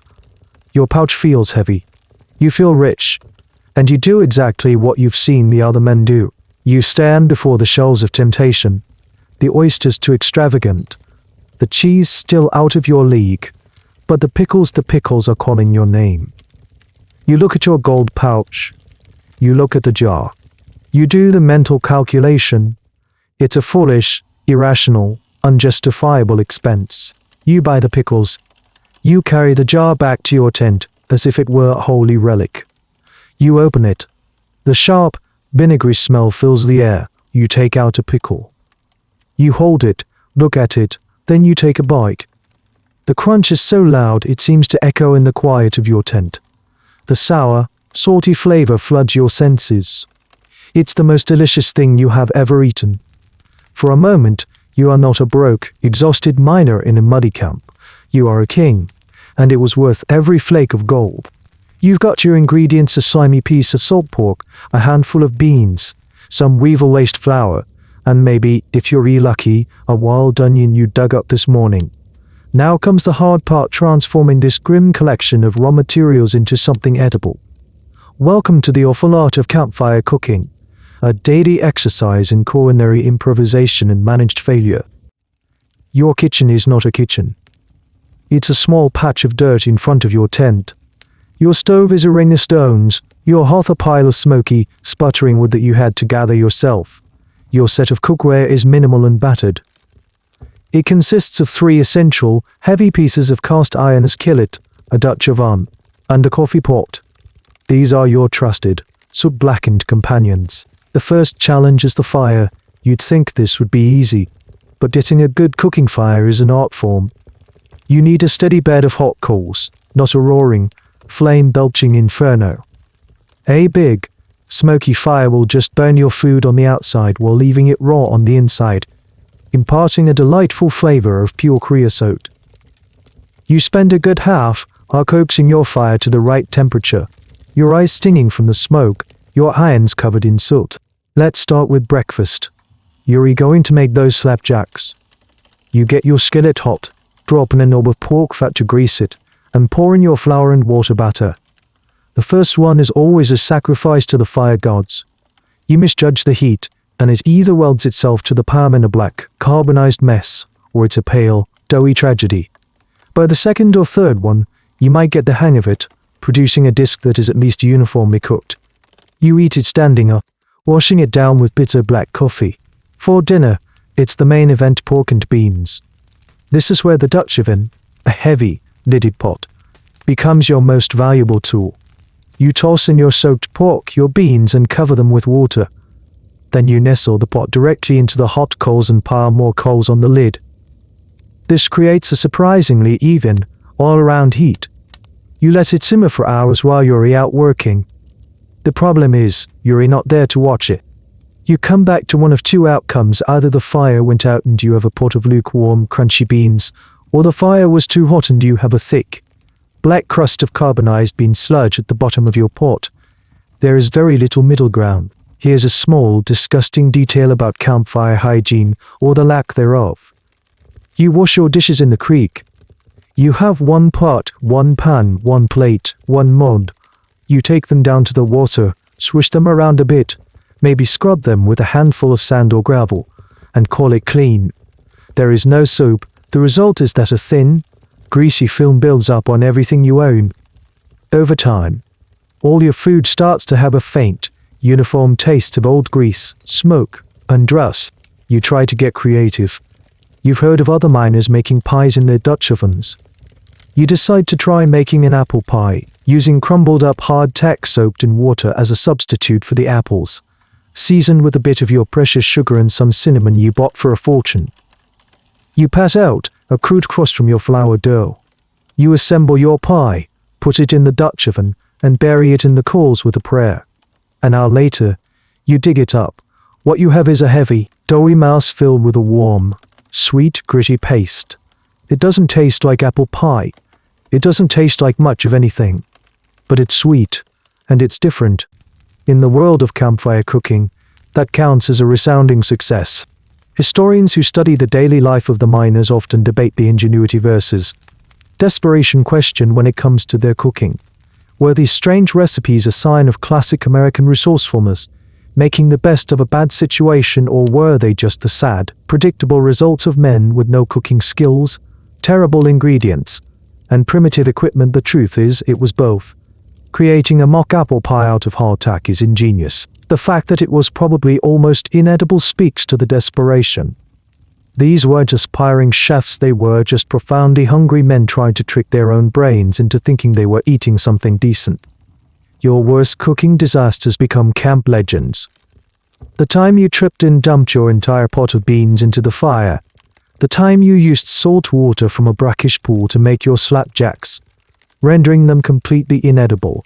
The time you tried to roast a squirrel on a stick, only to have it fall into the flames and be consumed in a puff of smoke. You tell these stories around the fire at night, laughing about them with the other men. It's a way of coping, of turning your daily failures into shared entertainment. You look at your hands. They are not the hands you had back home. They are calloused from the shovel, cracked from the cold water, and permanently stained with a mixture of dirt and soot. You are not a good cook. You will never be a good cook under these conditions. But you are a survivor. You have learned how to turn misery into fuel. And as you scrape the last of the burnt beans from your tin plate, you know you'll get up and do it all again tomorrow. In a world defined by physical hardship and terrible food, you and your fellow miners find solace in a liquid diet. After a long, cold, wet day of back-breaking labor, the last thing many men want to do is go back to their tent and choke down another plate of beans. What they want is a drink. Alcohol becomes the primary social lubricant, painkiller, and source of entertainment in the mining camps. The saloon is the first and most permanent-looking structure to be built in any new camp. It might just be a long canvas tent or a rough wooden shack, but it's the center of the camp's social life. You walk in and you're hit by a wall of noise, smoke, and smells: cheap whiskey, unwashed bodies, and wet wool.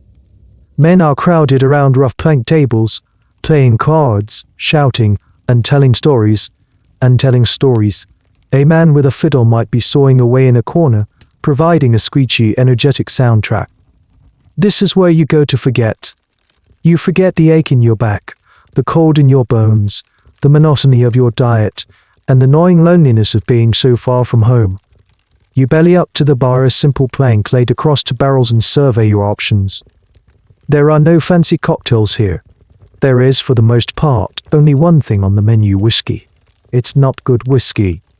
It's raw, fiery stuff, shipped in barrels from the East Coast, or sometimes distilled crudely and illegally closer to the camps. It's often diluted with water from the same contaminated creek, of course, and adulterated with other things to add color and kick. A common and dangerous additive was strychnine, a poison that in small doses produces a stimulating effect and a bitter taste. Other popular ingredients included tobacco juice for color and chili peppers for a bit of extra burn. You're not drinking for the flavor profile, you're drinking for the effect. Here's a bizarre detail about the saloon culture: because glass was so expensive and difficult to transport, many saloons had a communal glass. You'd pay your pinch of gold dust. The bartender would pour you a shot. You'd drink it, and he'd give the glass a quick, cursory rinse in a bucket of dirty water before serving the next customer. It was a remarkably efficient way to share germs and fellowship at the same time. The price of a drink is, like everything else, exorbitant. But men pay it without a second thought. They see it as a necessary expense, as vital as their flour or their shovel. You watch men who have had a lucky day come into the saloon and stand around for the house, a grand gesture of communal celebration that will cost them half their findings. You also see men who have had a bad week, their hopes dashed, drink themselves into a stupor, gambling away their last few flakes of gold on a game of Faro or Monte. The role of alcohol in the gold fields is a complex topic for historians. Was it simply a social pastime, a normal part of 19th century frontier life, or was it a more destructive force, a symptom of the widespread despair and social breakdown in the Alps? The temperance movement was gaining strength back east, and many contemporary accounts, often written by missionaries or reformers, paint the camps as dens of drunken depravity. They blamed alcohol for the violence, gambling, and general lawlessness. On the other hand, the miners' own diaries often portray drinking in a more positive light as a necessary comfort, a way to bond with their fellow men, and a brief respite from a brutal existence. The truth is that it was both. For every story of a man who drank away his fortune, there's a story of men sharing a bottle around a campfire, the warmth of the whiskey and the camaraderie keeping the deep, dark loneliness at bay. You are a moderate man. You only allow yourself 1 or 2 drinks. You sip your fiery whiskey, feeling the warmth spread through your chest. It dulls the sharp edges of your reality. The beans you have to eat for dinner seem a little less grim. The prospect of another day standing in the cold river seems a little more bearable. You listen to the stories around you. Men boast of the gold they're going to find. They talk about the homes they're going to build, the women they're going to marry. The whiskey loosens their tongues and inflates their hopes. In the dim, smoky light of the saloon, every man is a millionaire in waiting.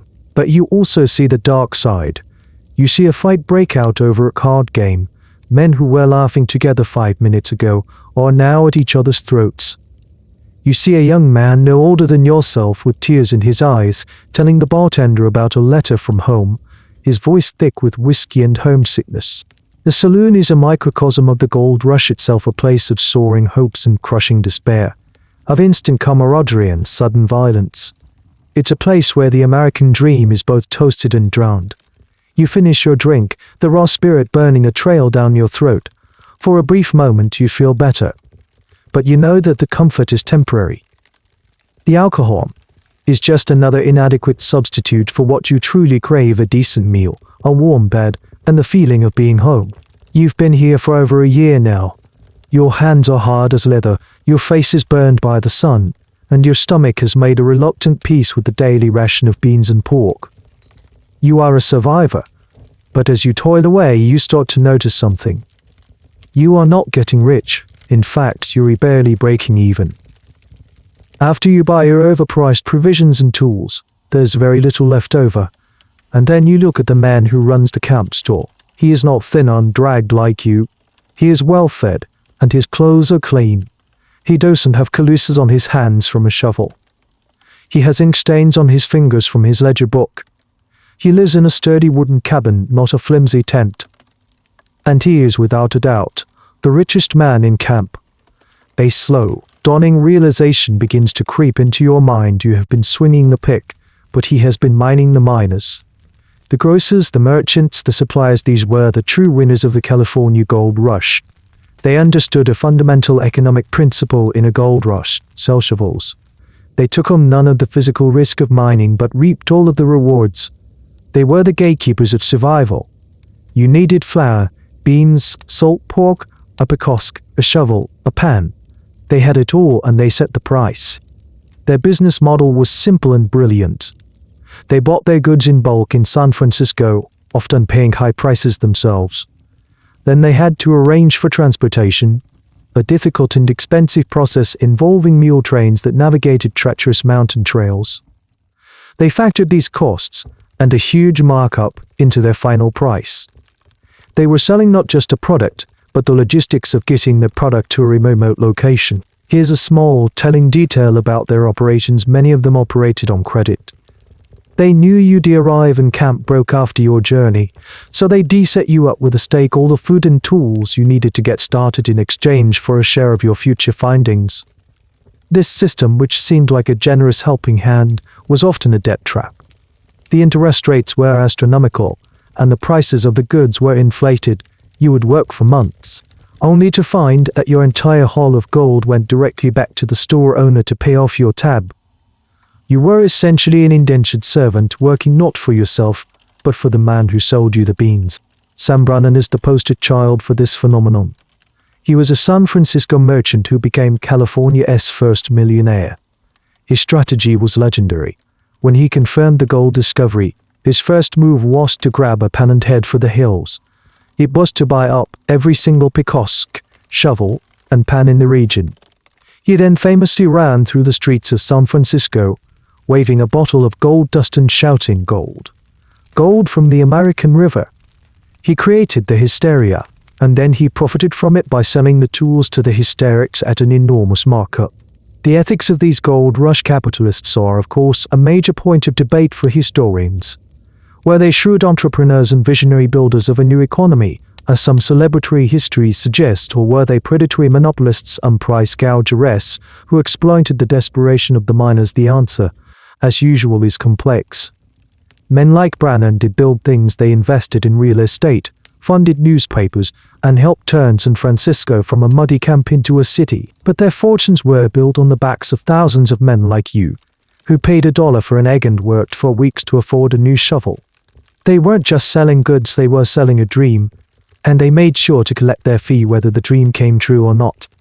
You see the system at work every day.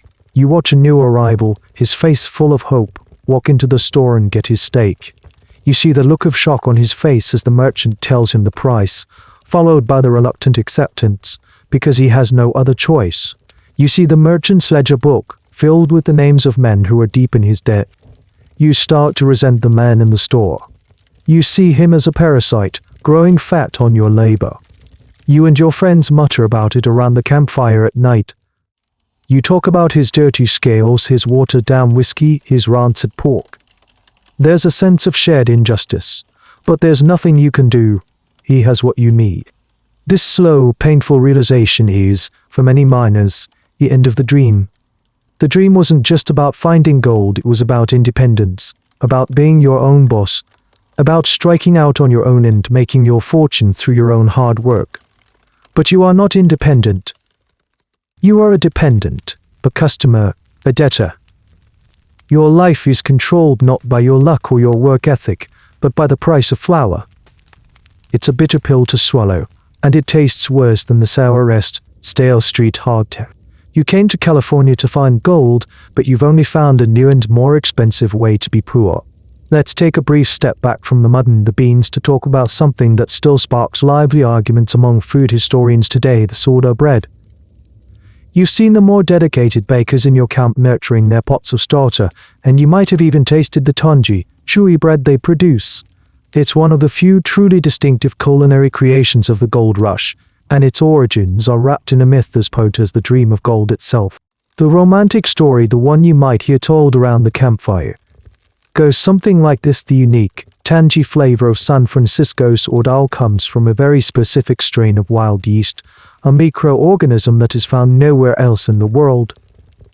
This magical yeast was captured from the air by the 49ers, and all true San Francisco sourdough, to this day, is descended from one of these original mother starters, passed down from baker to baker for over 150 years.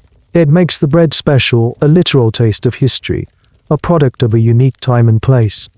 But is it true? This is where the academic debate heats up. For decades, this origin story was widely accepted.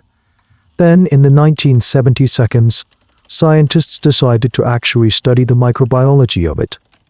They analyzed samples from famous San Francisco bakeries and identified the primary yeast as Candida milleri, the key bacterium that gives it its sour flavor as lactobacillus, as senses for a while. The theory held that this lactobacillus was unique to the Bay Area. The myth seemed to have a scientific basis. However, more recent research has complicated the picture. Microbiologists have now found similar, and in some cases identical, microorganisms and starters from all over the world. It turns out, the yeasts and bacteria that make good sourdough are not as geographically exclusive as was once thought. They are hardy, adaptable little creatures that can be cultivated in many different environments. This has led to a major rift in the historical and culinary communities. On one side, you have the terrorists, a term borrowed from the wine world. They argue that while the specific microbes might not be unique, the specific combination and ratio of them, influenced by the unique climate of the Bay Area, the fog, the moderate temperatures, is what creates the distinctive flavor. For them, San Francisco sourdough is still a unique product of its environment. They contend that a starter taken from San Francisco and cultivated in, say, Arizona, will eventually change its character as local microbes take over. On the other side, you have the processists. They argue that the magic isn't in the air, it's in the method. They believe that the distinctive flavor comes from the specific techniques developed by the Gold Rush bakers and their successors, the type of flour they used, the hydration levels of their dough, the long, cool fermentation times. They argue that you could, with the right skill and technique, replicate San Francisco's sourdough anywhere in the world. Not a happy accident of geography. So, what does this mean for you?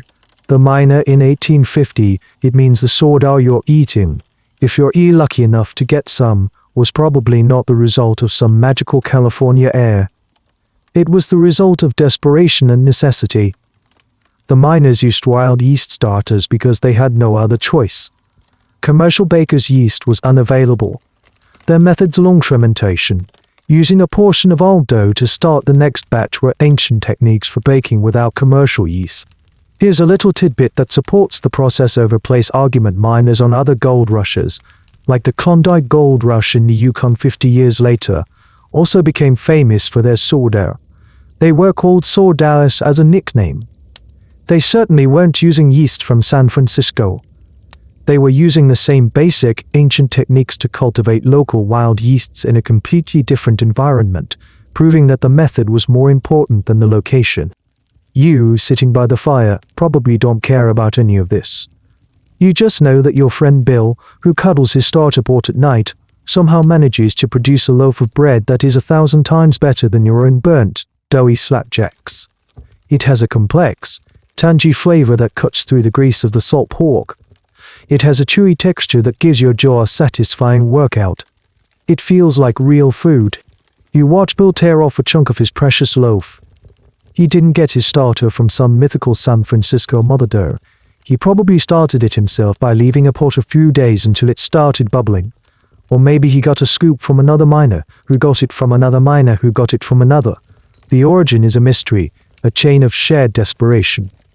As you chew on the piece of bread he offers you, you realize that maybe both sides of the debate are right. The bread is a product of this specific place not because of magic yeast, but because the harsh conditions of this place forced the miners to be resourceful. And it's a product of a specific process, a difficult, patient process that most men, including you, couldn't be bothered to master. It's a taste of both history and artistry, born from the simple, desperate desire to eat a decent piece of bread. After months, maybe even a year or two, of this grinding existence, it happens. The moment that has kept you going, the fantasy that has fueled you through every disgusting meal and every bone-chilling night. You find it. It's a Tuesday or a Friday. You don't know. The days have blurred into a monotonous cycle of work and exhaustion. You are standing in the same spot in the creek where you stood for weeks, finding nothing but a few tiny flakes, barely enough to buy your weekly beans. You're discouraged. You're rethinking of giving up, of trying to find work as a laborer in San Francisco, of just going home with nothing but debt and bad memories. You swing your pick-osk one last time into a crevice in the bedrock that you've been trying to clear. The pick hits something with a dull thud, not the sharp crack of rock. You pry at it. A large chunk of rock and clay comes loose. And there, nestled in the mud beneath it, is a lump of something that is not rock. It's heavy. It's about the size of your fist, and it shines with a soft, warm, buttery yellow light that seems to pulse with its own inner energy. It's a nugget. A big one. You drop your pick. Your hands are shaking. You reach down and pull it from the mud. It's heavier than you expected, impossibly dense. You rub the mud off on your trousers. The gleam is unmistakable. It's not pyrite, fool's gold, which has a brittle, brassy shine. This is the real thing. Soft, heavy, and glowing. For a long moment, you just stand there, in the middle of the creek, staring at it. The world around you seems to fade away. The sound of the rushing water, the ache in your back, the gnawing hunger in your stomach, it all disappears.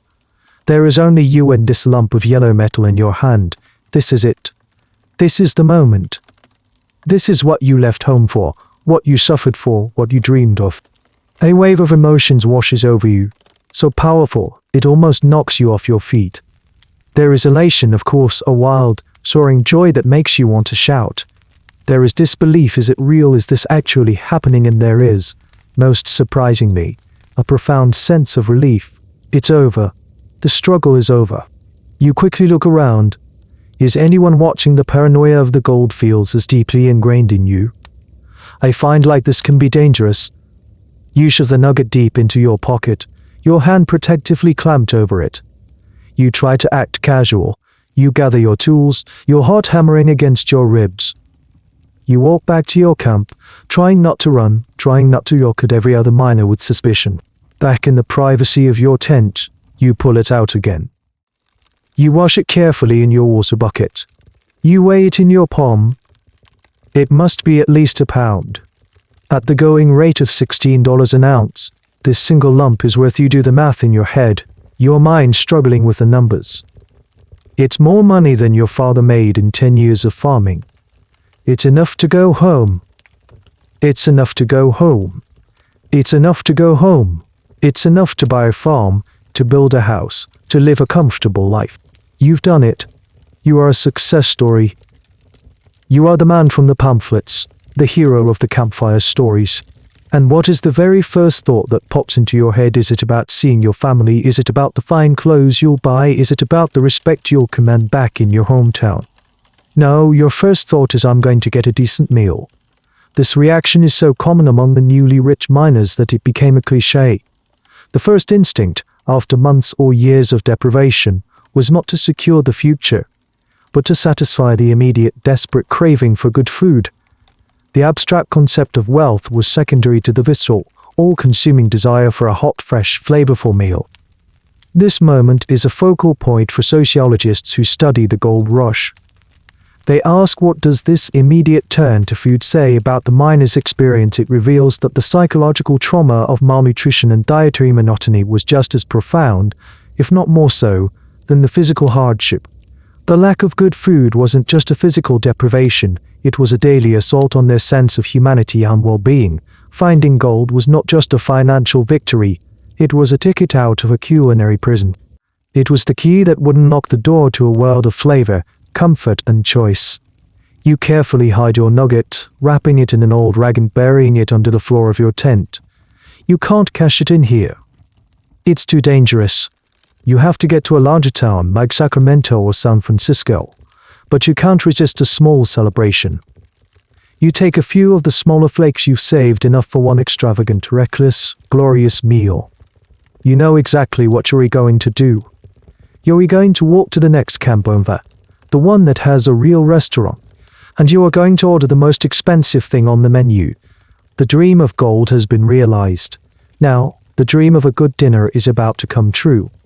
Your nugget is safely hidden, a secret source of warmth and security, buried in the cold dirt floor of your tent. You've packed your meager belongings. The days of beans and bacon are over. You are leaving the goldfields behind, but not before one final symbolic act. You are going to eat a meal that will erase the memory of every rancid, salty, or mushy bite you've endured for the past 2 years. You walk to the nearest settlement that calmly called a town. This might be a place like Hangtown, a name that, while grimly evocative of frontier justice, has become a hub of commerce for the surrounding mines. It's bigger and slightly more permanent than your camp. There are a few wooden buildings, including several competing saloons, a hotel, and most importantly, a place that calls itself an eating house. You push open the door. The inside is a step up from the canvas tents you're used to. There are actual tables with chairs, not just planks on barrels. The air smells of hot grease, whiskey, and frying meat, the smell of prosperity. A man with a dirty apron and a tired expression, the proprietor, eyes you up and down. Has seen 100 men like you, fresh from the creeks, with that wild, hungry look in their eyes. You sit down at a table. You don't even need to see a menu.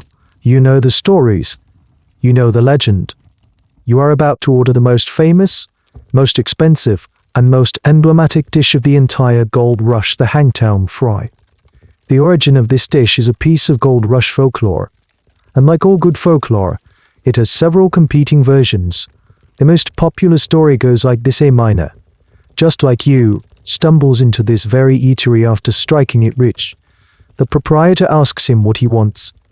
The miner, flush with success and starved for luxury, throws his pouch of gold on the counter and declares, "I want the finest, most expensive meal in the house." The proprietor, a shrewd businessman, thinks for a moment. What are the most expensive ingredients he has? Well, eggs are precious, shipped carefully over the mountains and costing $1 apiece. Oysters, even the tinned or preserved kind, are a rare delicacy, shipped all the way from the coast. They are astronomically expensive. And bacon, good, smoky bacon, not the cheap salt pork, is a luxury. So he improvises. He scrambles up some eggs, throws in a few of the precious oysters, and tops it with some crispy bacon. He charges the miner a small fortune for it. The Hangtown fry is born. This story is where historians and folklorists have their fun. Is it true? Probably not in its specifics. There was likely no single aha moment. It's more probable that the dish evolved. Miners who struck it rich wanted to celebrate with the most as were consistently at the top of that list. The combination became a known rich man's dish. The name Hangtown fry likely came later, a catchy brand name for this ultimate culinary splurge. The debate among food historians is whether the Hangtown fry can be considered a genuine piece of regional cuisine or if it's just a historical curiosity. Some argue it's not a dish in the traditional sense, as it lacks a refined recipe or a long cultural tradition. It's just a haphazard pile of expensive things, a conspicuous consumption of calories and cash. Others argue that this is precisely what makes it a perfect dish for the gold rush. It's crude, it's improvisational, it's driven by money, and it's a direct reflection of the culture that created it. It's not just food, it's a statement. You, sitting at the table, are ready to make that statement. You order it. The proprietor nods, unsurprised. I've seen it 1,000 times. You wait, your stomach crumbling with a mixture of hunger and anticipation. You can hear the sizzle from the kitchen. You can smell the bacon frying. It's a smell you haven't experienced in years. Then it arrives. A heaping plate is set down in front of you. It's a glorious, golden, greasy mess. A mountain of fluffy scrambled eggs, studded with the dark, savory morsels of fried oysters. On top, a crisscross of perfectly crisp bacon. It's probably not objectively good. The oysters might be a bit rubbery from being overcooked. The eggs are likely a little greasy. But to you in this moment, it is the most beautiful thing you have ever seen. You take your first bite. The combination of flavors and textures is a revelation. The soft, creamy eggs, the salty, chewy oyster, the smoky, crispy bacon. It's a symphony of everything you've been missing. It's rich. It's complex. It's the taste of success. You eat slowly, deliberately. This is not a meal to be rushed. This is a ritual. With every bite, you are erasing a memory. This bite erases the taste of weevil-infested hardtack. This bite washes away the memory of rancid salt pork. This bite cancels out the bland, mushy beans. You are not just filling your stomach, you are healing your soul. You finish the last bite and lean back in your chair, full for the first time in years. Truly, deeply full. The meal was an absurd extravagance. It cost you more than a month's rent would have back home. But it was worth every flake of gold. You have eaten the dream. That glorious, greasy Hangtown fry is still sitting happily in your stomach as you make your way back toward the coast. With your newfound wealth safely secured, the world looks different. The hills that once seemed like obstacles are now just beautiful scenery. The journey that was once a terrifying ordeal is now just a pleasant trip. You are no longer a desperate prospector, you're a gentleman of means, heading for home. As you travel, you notice something changing in the landscape, something that wasn't here when you first arrived. In the fertile valleys nestled between the hills, you start to see the beginnings of farms. Small patches of cultivated land, cleared of rocks and trees. You see neat rows of green shoots pushing up from the dark soil. You see a man, not with a percussive and a pan, but with a plow and a horse. This is the beginning of the end of the world you knew. The gold rush, in its frantic initial phase, is starting to burn itself out. The easy gold, the stuff you could find lying in the riverbeds, is mostly gone. Mining is becoming a more industrial process, requiring large companies, heavy machinery, and hired labor. The era of the lone prospectors striking it rich is fading, and as the gold becomes harder to find, people are realizing something important. The true, lasting wealth of California is not the yellow metal in the hills, but the rich, fertile soil in the valleys. The same merchants who got rich selling you rotten pork and moldy flour are now investing their capital in land. They are buying up huge tracts of former Spanish ranchos and starting to plant crops. This transition from a mining economy to an agricultural one is a pivotal moment in California's history, and it has a direct impact on the food. You stop at a small, newly established town, and the eating house is different from the one in Hangtown. The prices are still high, but they are a little more reasonable.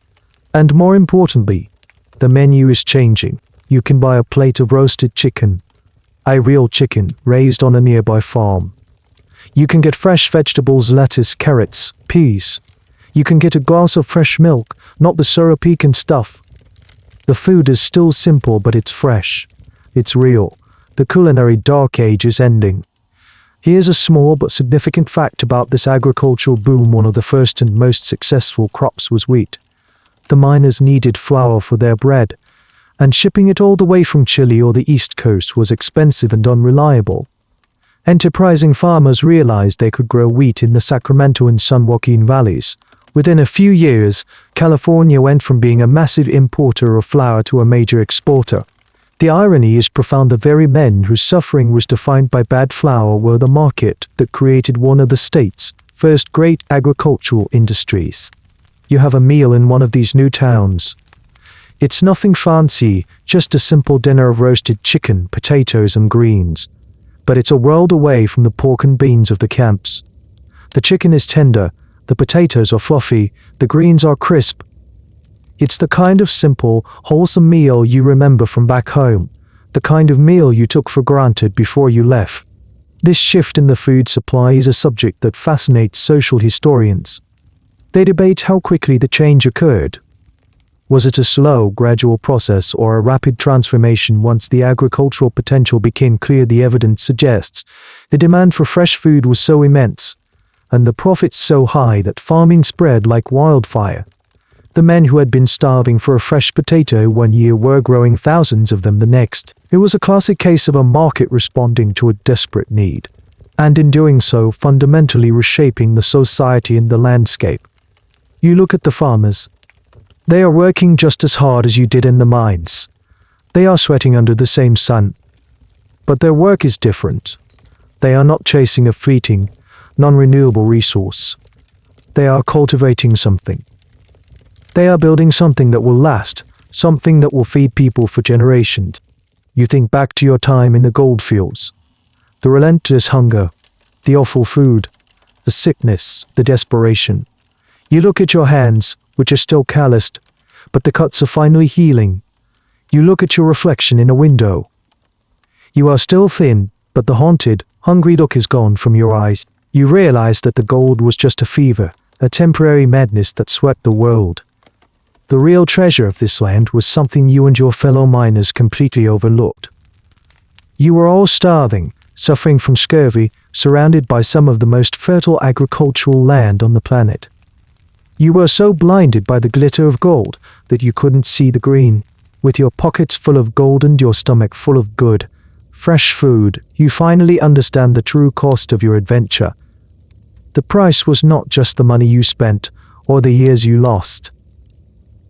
The price was paid in every miserable, joyless meal you were forced to eat. The gold in your pouch feels heavy, but the memory of that simple farm-fresh chicken dinner feels infinitely more valuable. You're back in San Francisco, but it's not the same city you arrived in. The muddy tracks have been replaced by planked streets. The canvas dents have given way to multi-story brick buildings. The frantic, chaotic energy is still there, but it's being channeled into something more permanent. The city is growing up, maturing from a rough and tumble camp into a real metropolis, and it's all built on the wealth that you and thousands of other men dug out of the earth. You too have changed. You walk with a different posture. You're no longer a desperate prospector with haunted eyes. You're a man of substance. You've deposited your nugget in a bank, exchanging the raw, heavy metal for clean, crisp banknotes and the satisfying weight of coins in your pocket. You've bought a new suit of clothes, and the feel of the clean, well-made fabric against your skin is a luxury you hadn't even realized you missed. You stand on the docks, looking out at the forest of masts in the harbor. A few years ago you were on one of those ships, crammed into the dark steerage, sick and miserable. Now, you're rebooking passage on a steamship, a ticket for a private cabin. You will not be eating hardtack on this journey home. Before you leave, you take a walk through the city. You see the markets, and they are a miracle. They are overflowing with the bounty of the new farms you saw in the valleys. There are pyramids of fresh vegetables, cabbages, carrots, onions, and, yes, mountains of potatoes. There are crates of apples and pears. There are butchers selling fresh beef and pork. There are stalls hanging with meat that is red and wholesome, not grey and salted. You see bakeries with windows full of real bread. Puffy, golden brown loaves of all shapes and sizes. The smell of baking yeast wafts into the street, and it's the most comforting, civilized smell in the world. You buy a small loaf just for the pleasure of it. You break off a piece and eat it as you walk. It's soft, it's chewy, it has a simple, honest flavor. It's perfect. This abundance feels like a personal victory, but it's also a source of a strange, lingering melancholy. All this was so close all this time. You think of the men who didn't make it. The ones who died of scurvy, surrounded by the very plants that could have saved them. The ones who succumbed to dysentery from drinking polluted water. The ones who simply gave up, broken by the loneliness and the relentless misery of the diet. How many lives could have been saved by a handful of potatoes or a clean well? The gold rush is often remembered as a great adventure, a story of rugged individualism and the making of fortunes. But you, having lived it, know the real story. It was a story of hunger.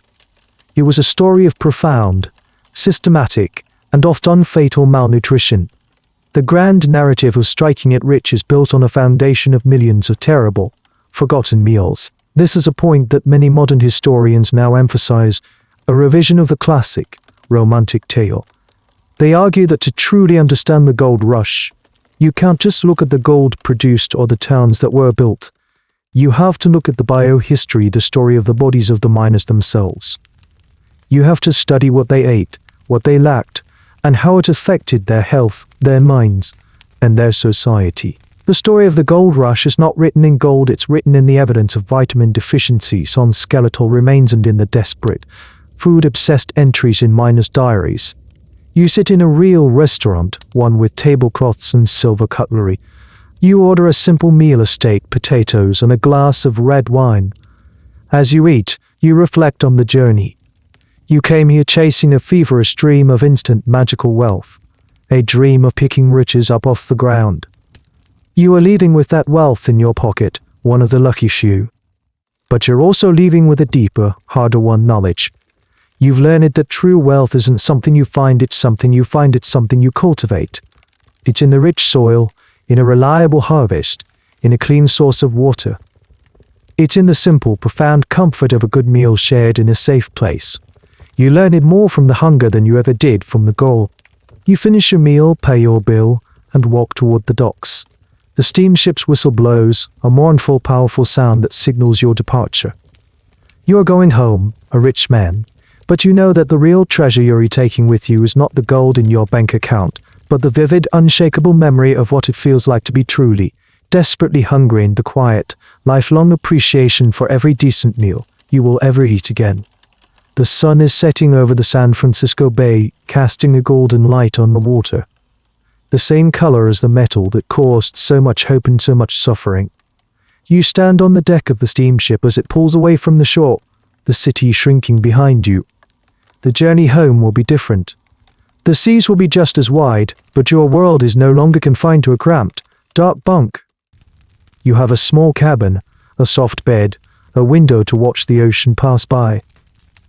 The gentle rocking of the ship, once a source of nausea and dread, now feels like a cradle, lulling you into a state of peace. The rhythmic thrum of the steam engine is a steady, reassuring heartbeat, pulling you further and further away from the hungry ghosts of the goldfields.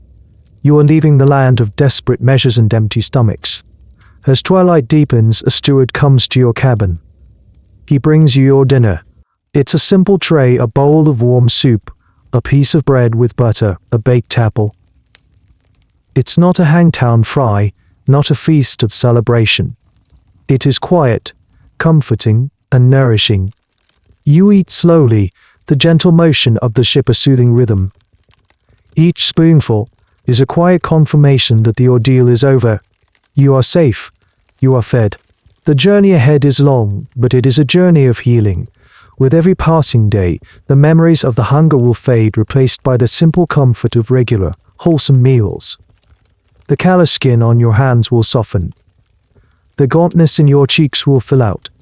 The ghosts of the beans and the salt pork will finally be laid to rest. Deep in the waters you now cross in comfort. You are sailing not just across an ocean, but across a divide in your own life, from a time of desperate survival to a future of quiet, cherished abundance. The ship sails on into the deep, dark blue of the night. You lie down in your bed, the soft mattress a miracle of comfort. You close your eyes, and for the first time in a long, long time, your dreams are not of food. They are quiet and calm, as peaceful as the vast, sleeping ocean around you. You are simply resting. The end of the article. Good night.